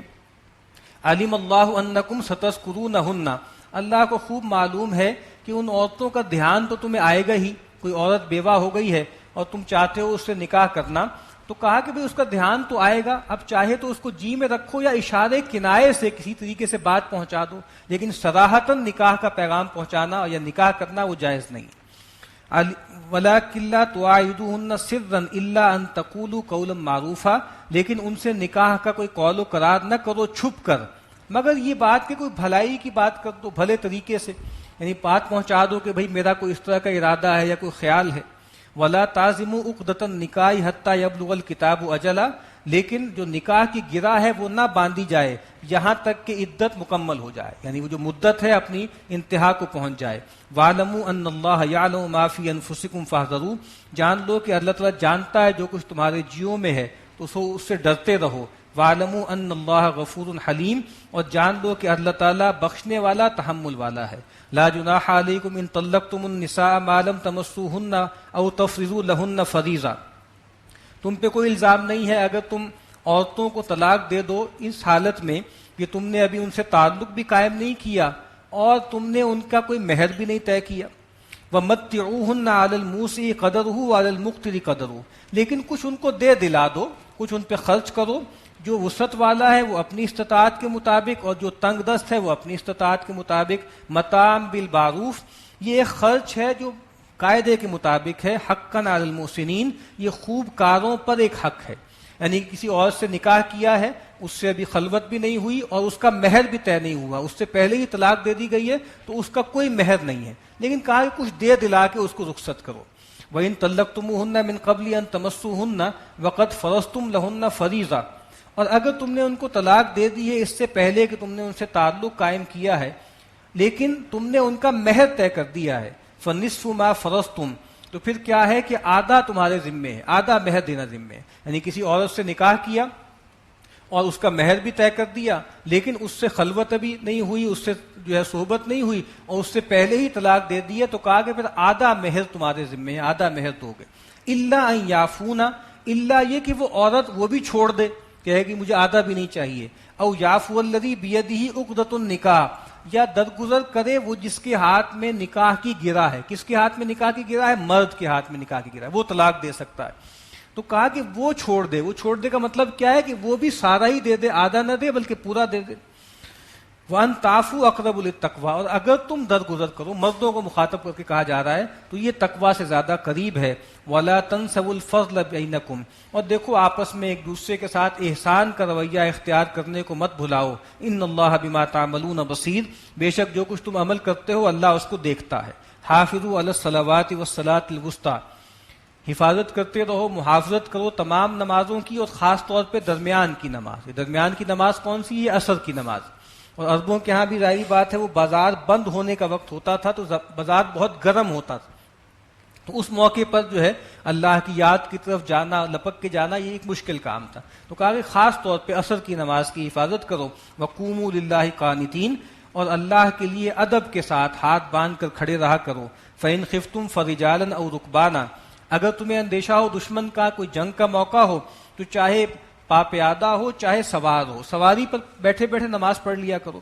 فَإِذَا أَمِنْتُمْ فَاذْكُرُوا اللَّهَ كَمَا عَلَّمَكُمْ مَا لَمْ تَكُونُوا تَعْلَمُونَ، پس جب تم امن میں آؤ تو اللہ کو یاد کرو اس طریق پر جس پر اللہ نے تمہیں سکھایا ہے جو تم نہیں جانتے تھے۔ اب ظاہری بات ہے نماز کا طریقہ اللہ تعالیٰ کہہ رہے ہیں کہ میں نے سکھایا ہے، لیکن ظاہری بات ہے اس کی تفصیلات قرآن مجید میں نہیں ہیں، وہ نبی اکرم صلی اللہ علیہ وسلم نے سکھایا ہے۔ تو اس کا مطلب یہ کہ سنت اپنی ذات میں ایک حجیت رکھتی ہے، انڈیپینڈنٹلی جو ہے اللہ کے نبی صلی اللہ علیہ وسلم مطاع ہے۔ والذین یتوفون منکم، وَيَذَرُونَ أَزْوَاجًا وَصِيَّةً لِأَزْوَاجِهِمْ مَتَاعًا إِلَى الْحَوْلِ غَيْرَ إِخْرَاجٍ، اور جو کوئی بھی تم میں سے فوت ہو جائیں اور اپنے پیچھے بیویاں چھوڑ جائیں تو ان کو وصیت کرنی ہے اپنی بیویوں کے لیے پورے 1 سال کے خرچ کی، اور یہ بھی کہ ان کو شوہر کے گھر سے نہ نکالا جائے۔ فَإِنْ خَرَجْنَا، اگر وہ خود چلی جائیں، نکل جائیں، فَلَا جُنَاحَ عَلَيْكُمْ فِي مَا فَعَلْنَ فِي أَنفُسِهِنَّ مِن مَّعْرُوفٍ، تو اگر وہ خود نکلیں تو اپنے معاملے میں جو بھی وہ بھلائی سے کوئی کام کریں تو تم پر کوئی الزام نہیں ہے، خود نکلنا چاہیں تو تم پہ الزام نہیں ہے۔ واللہ عزیز حکیم، اللہ تعالیٰ زبردست ہے، کمال حکمت والے ہیں۔ یہ آیت اصل میں منسوخ ہو چکی ہے، جب میراث کے احکامات آ گئے تو اب واضح ہو گیا۔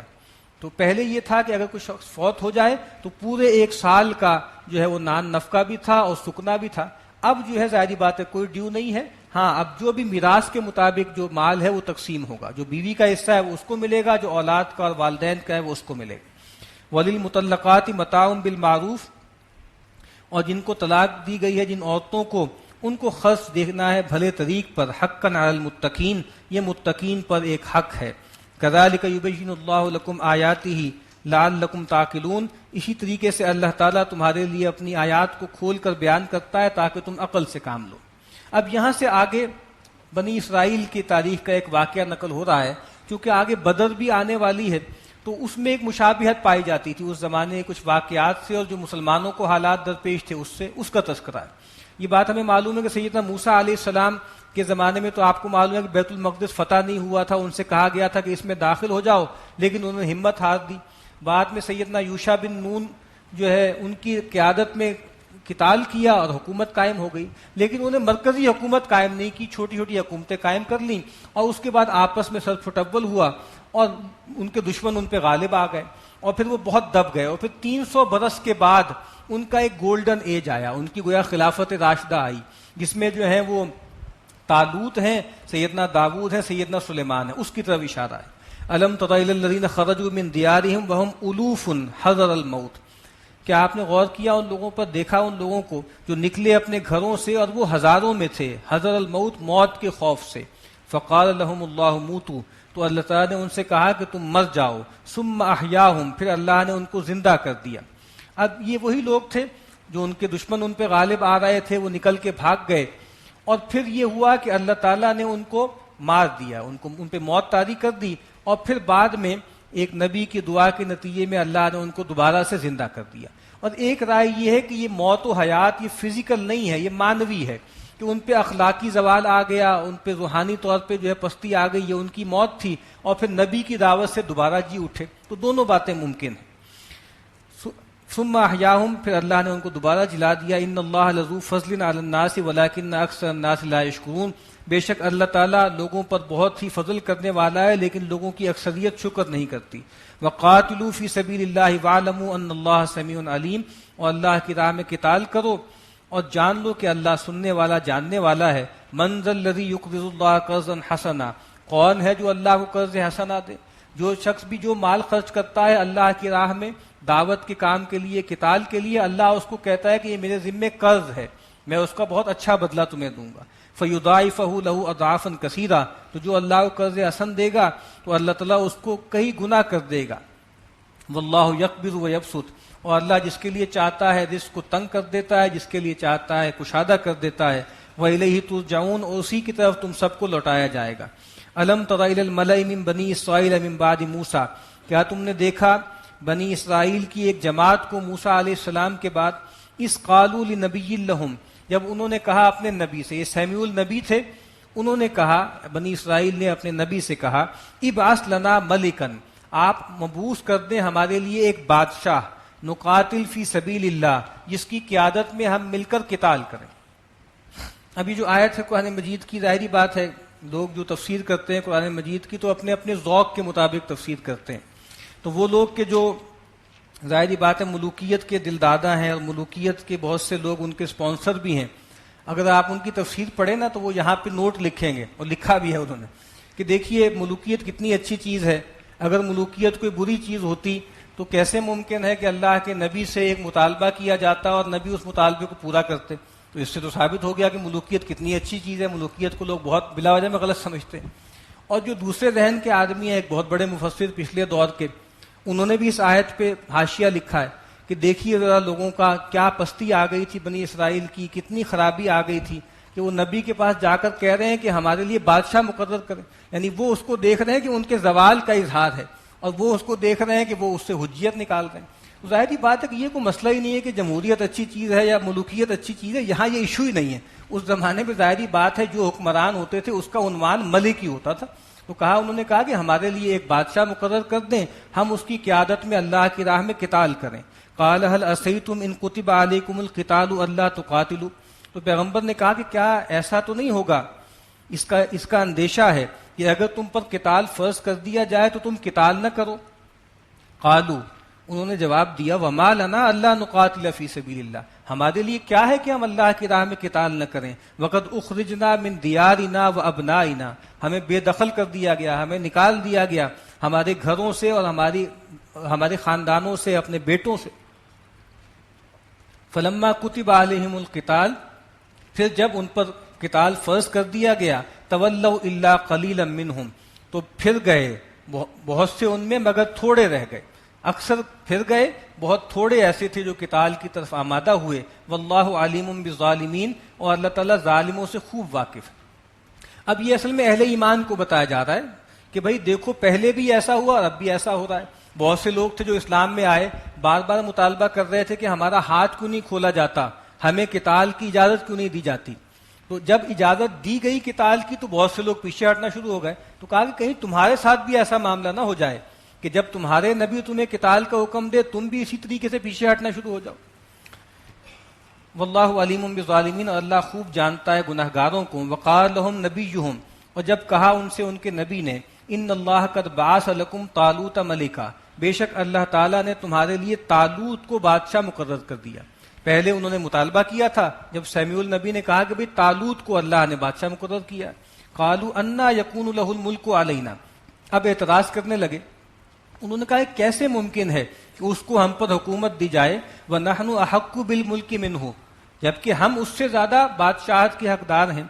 وَلَمْ يُؤْتَ سَعَةً مِّنَ الْمَالِ، اس کو تو بہت زیادہ مال بھی نہیں دیا گیا، مال کی کشائش بھی نہیں ہے. اس کے پاس عام آدمی تھے، طالوت ایک عام سے آدمی تھے، غریب آدمی تھے، اور کوئی بہت زیادہ بادشاہوں کی نسل میں نہیں تھے، بہت مالدار نہیں تھے. قال ان اللہ اصطفاہ علیکم، کہا کہ بے شک اللہ تعالیٰ نے اس کو چن لیا ہے تم پر، برگزیدہ کیا ہے تم پر. وزادہ بسطۃ فی العلم والجسم، اور اس کو زیادہ دیا ہے، فراخی دی ہے علم میں بھی اور جسم میں بھی. دو چیزیں درکار ہوتی ہیں قیادت کے لیے دنیا میں، ایک علم مہارت اور ایک فزیکل قوت. آج بھی آپ کو معلوم ہوگا کہ دو چیزیں ہیں، نالج اینڈ پاور. جن قوموں میں آپ دیکھ لیجئے جن کا نالج سٹرکچر مضبوط ہے، جس کا پاور سٹرکچر مضبوط ہے، وہ دنیا پہ غالب ہیں. مسلمان دونوں ہی لوز کر چکے، نہ ان کا کوئی علمی بیس ہے نہ ان کا کوئی پاور سٹرکچر ہے. تو علم اور جسم یہ دو قوتیں ہوتی ہیں جو دنیا پہ غلبہ پاتی ہیں. تو یہاں پر بھی یہ کہا کہ بھائی ان کو ٹھیک ہے، وہ کوئی اونچے خاندان کے نہیں ہیں، مالدار نہیں ہیں، لیکن ان میں علم بھی ہے اور فزیکلی بھی وہ بہت مضبوط ہیں. واللہ یؤتی ملکہ من یشاء، اور اللہ تعالیٰ جس کو چاہتا ہے اپنی بادشاہت عطا کرتا ہے. واللہ واسع علیم، اور اللہ وسعت والا علم والا ہے. وقال لهم نبيهم ان آیت ملکہ ان یاتیکم التابوت فیہ سکینۃ من ربکم وبقیۃ مما ترک آل موسیٰ وآل ہارون تحملہ الملائکہ. اب انہوں نے کہا کہ چلیں آپ ہمیں کوئی نشانی بتا دیجئے تاکہ ہماری تسلی ہو جائے کہ واقعتاً یہ جو طالوت ہیں یہ اللہ ہی کا انتخاب ہے. تو کہا کہ ان کے نبی نے کہا کہ اس کی بادشاہت کی دلیل یہ ہے کہ تمہارے پاس وہ تابوت واپس تمہیں مل جائے گا جس میں تمہارے رب کی طرف سے سکینت تھی اور آل موسیٰ اور آل ہارون کے تبرکات تھے. تحملہ الملائکہ، اس صندوق کو فرشتے اٹھا لائیں گے. اصل میں یہ ایک تابوت سکینہ تھا، اس کے اندر ان کی تبرکات تھیں. سیدنا موسیٰ علیہ السلام کا عصا تھا، من تھی ایک جو ہے کسی چیز کے اندر، اور بھی تبرکات اس کے اندر تھے. تو جب وہ ان کے دشمن ان پہ غالب آ گئے تو یہ تابوت سکینہ بھی ساتھ لے کے چلے گئے، تو وہ لوز کر چکے تھے. تو کہا کہ طالوت کی بادشاہت کی ایک علامت یہ بھی ہوگی کہ یہ تمہارے پاس واپس آ جائے گا. تو کیا ہوا کہ ان کے دشمنوں نے ان پر کوئی ایسی افساد آئی کہ انہوں نے جو ہے ایک ریڑے پہ اور جو ہے بیل گاڑی پہ رکھ دیا وہ تابوت، اور اس کو چھوڑ دیا، اور فرشتے گویا اس کو اٹھا کر طالوت کے دروازے پر لے کر آ گئے. تو اس سے یہ بات واضح ہو گئی کہ طالوت ہی گویا اللہ کا انتخاب ہے. ان فی ذلک لآیۃ لکم ان کنتم مؤمنین، بے شک اس میں تمہارے لیے نشانی ہے اگر تم ایمان رکھتے ہو. فلما فصل طالوت بالجنود، جب نکلے طالوت لشکروں کو لے کر، قال ان اللہ مبتلیکم بنہر، تو کہا کہ بے شک اللہ تعالیٰ تمہاری آزمائش کریں گے ایک نہر کے ذریعے. یہ اردن اور فلسطین کے درمیان ایک نہر تھی. فمن شریب منہ فلیس منی، اب جو کوئی بھی اس نہر میں سے پی لے گا اس کا مجھ سے کوئی تعلق نہیں ہوگا. ومن لم یطعمہ فإنہ منی، اور جو اس میں سے نہیں پیے گا اس کا مجھ سے تعلق ہوگا. الا من اغترف غرفۃ بیدی، سوائے اس کے کہ انسان ہاتھوں سے چلو بھر کے کچھ پی لے. یہ اصل میں آزمائش تھی، دو طرح کی آزمائش تھی. ایک تو سخت جانی کی آزمائش تھی کہ بھئی دیکھیں کون لوگ ہیں جو پیاس کو برداشت کرتے ہیں، اور دوسری اطاعت امیر کی آزمائش تھی، ڈسپلن کی آزمائش تھی. اور ایسا ہی ہوا، نبی اکرم صلی اللہ علیہ وسلم کے ساتھیوں کے ساتھ بھی اس طرح کی آزمائشیں ہوئیں، اور وہاں پر بھی ایسا موقع آیا. احد میں آپ کو معلوم ہے کہ 300 جو منافقین تھے، عبداللہ ابن ابی ان کو لے کے واپس آ گیا. تو گویا وہ بھی اس موقع پر اس آزمائش پہ پورے نہیں اترے. تو فشربوا منہ الا قلیلا منہم، تو کیا ہوا کہ پی لیا اس میں سے پانی، اس نہر میں سے پی لیا سوائے چند لوگوں کے. چند لوگوں کو چھوڑ کے اکثر لوگوں نے وائلیشن کر دی.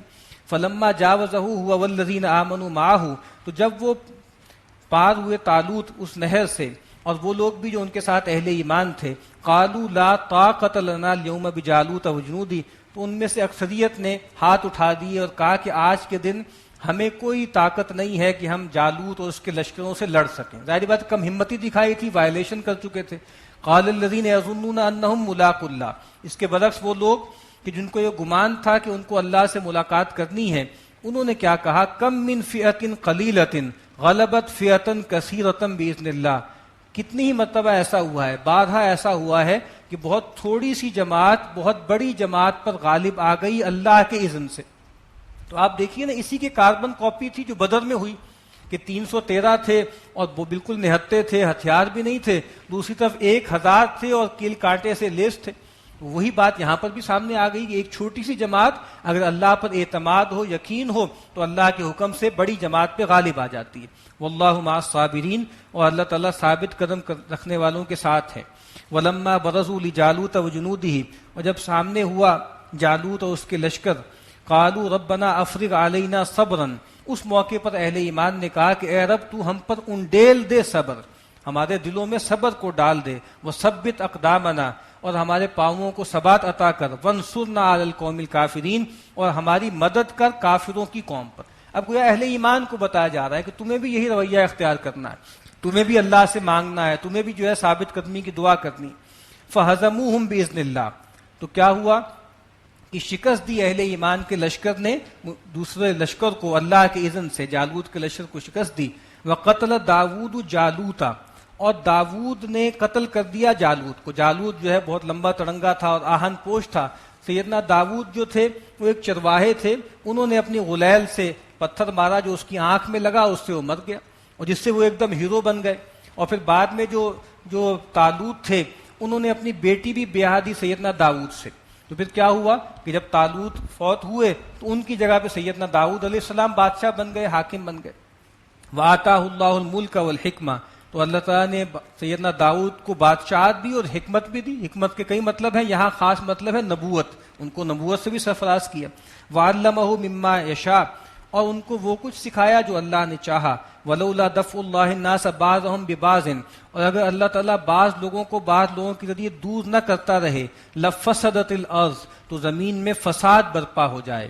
وَلَكِنَّ اللَّهَ ذُو فَضْلٍ عَلَى الْعَالَمِينَ، بے شک اللہ تعالیٰ تمام جہان والوں پر فضل کرنے والا. یہ بہت اہم نقطہ ہے، یہ بہت اہم قانون ہے کہ جب کوئی قوم، جب کوئی گروہ بہت منہ زور ہو جاتا ہے، آپے سے باہر ہو جاتا ہے، فساد مچاتا ہے، تو اللہ تعالیٰ کسی اور قوم کو کھڑا کرتے ہیں اور اس کو آپس میں ٹکرا دیتے ہیں. تو یہ ایک ڈائلیکٹک ہے جو تاریخ میں جاری ہے، آج بھی ہم دیکھتے ہیں ایسا ہی ہے. اور بعض اوقات ایسا ہوتا ہے کہ جس کو کھڑا کرتے ہیں وہ ضروری نہیں ہے کہ اللہ کو ماننے والا ہو. جب بنی اسرائیل نے سرکشی کی ہے تو اللہ نے کچھ اور لوگوں کو کھڑا کر دیا. عباد لنا، وہ کہا کہ ہمارے بندے تھے، حالانکہ وہ مشرک تھے، ان سے پٹوایا ہے. تو یہ ایک ڈائلیکٹکس چلتی رہتی ہیں. ورنہ اگر کوئی قوم بہت منہ زور ہو جائے تو زمین میں فساد برپا ہو جائے. آگے قرآن مجید کہتا ہے کہ تمام عبادت گاہیں اجڑ جائیں اگر ایسا ہو. تو ایک قوم اٹھتی ہے بہت منہ زور، اس کی طاقت ہونے لگتی ہے، اللہ ایک اور قوم کو اس کے ٹکرا دیتے ہیں اور معاملات پھر جو ہیں وہ ٹھیک ہو جاتے ہیں. تلک آیات اللہ نتلوہا علیک بالحق، یہ اللہ کی آیات ہیں جو اے نبی ہم آپ کو حق کے ساتھ سناتے ہیں. وَإِنَّكَ لَمِنَ الْمُرْسَلِينَ، اور یقیناً بے شک آپ رسولوں میں سے ہیں. تِلْكَ الرُّسُلُ فَضَّلْنَا بَعْضَهُمْ عَلَى بَعْضٍ، یہ رسول ہیں جن میں سے ہم نے بعض کو بعض پہ فضیلت دی. یعنی رسولوں میں فضیلتیں ہیں، اور ہم یہ بات مانتے ہیں اجمالاً کہ نبی اکرم صلی اللہ علیہ وسلم افضل البشر ہیں، سید ولد آدم ہیں. لیکن اللہ کے نبی نے اس کو پسند نہیں کیا کہ دو نبیوں کو آپس میں ان کا کمپیریزن کر کے اس کو جو ہے وہ ایک نبی کو برتر ثابت کیا جائے. اللہ کے نبی نے فرمایا لا تفضلوا بین الانبیاء، انبیاء کے درمیان فضیلتیں قائم نہ کیا کرو. یہ ہمارے واعظوں کا بڑا من پسند موضوع ہوتا ہے کہ وہ پیغمبروں کو لیتے ہیں اور نبی اکرم صلی اللہ علیہ وسلم کی فضیلت ان پہ قائم کرتے ہیں، تو یہ اچھا رویہ نہیں ہے. منہم من کلم اللہ ورفع بعضهم درجات، ان میں سے ایسے بھی ہیں جن سے اللہ نے کلام کیا، سیدنا موسیٰ علیہ السلام، ورفع بعضهم درجات، اور بعض کے درجات اللہ نے بہت بلند کیے. وآتینا عیسی ابن مریم البینات وایدناہ بروح القدس، اور ہم نے عیسیٰ ابن مریم کو صریح معجزے دیے اور ہم نے ان کی تائید کی سیدنا جبریل کے ذریعے. وَلَوْ شَاءَ اللَّهُ مَا اقْتَتَلَ الَّذِينَ مِن بَعْدِهِم مِّن بَعْدِ مَا جَاءَتْهُمُ الْبَيِّنَاتُ، اور اگر اللہ چاہتا تو اس کے بعد کہ ان کے پاس واضح نشانیاں آ گئی ہیں وہ آپس میں قتال نہ کرتے. وَلَٰكِنِ اخْتَلَفُوا، لیکن انہوں نے آپس میں اختلاف کیا. فَمِنْهُم مَّنْ آمَنَ وَمِنْهُم مَّنْ كَفَرَ، تو ان میں وہ بھی ہیں جو ایمان لائے اور وہ بھی ہیں جنہوں نے کفر کیا. وَلَوْ شَاءَ اللَّهُ مَا اقْتَتَلُوا، اور پھر جان لو کہ اگر اللہ چاہتا تو یہ آپس میں نہ لڑتے. وَلَٰكِنَّ اللَّهَ يَفْعَلُ مَا يُرِيدُ، لیکن اللہ تعالیٰ جو چاہتا ہے کرتا ہے. بارک اللہ لی ولکم فی القرآن العظیم.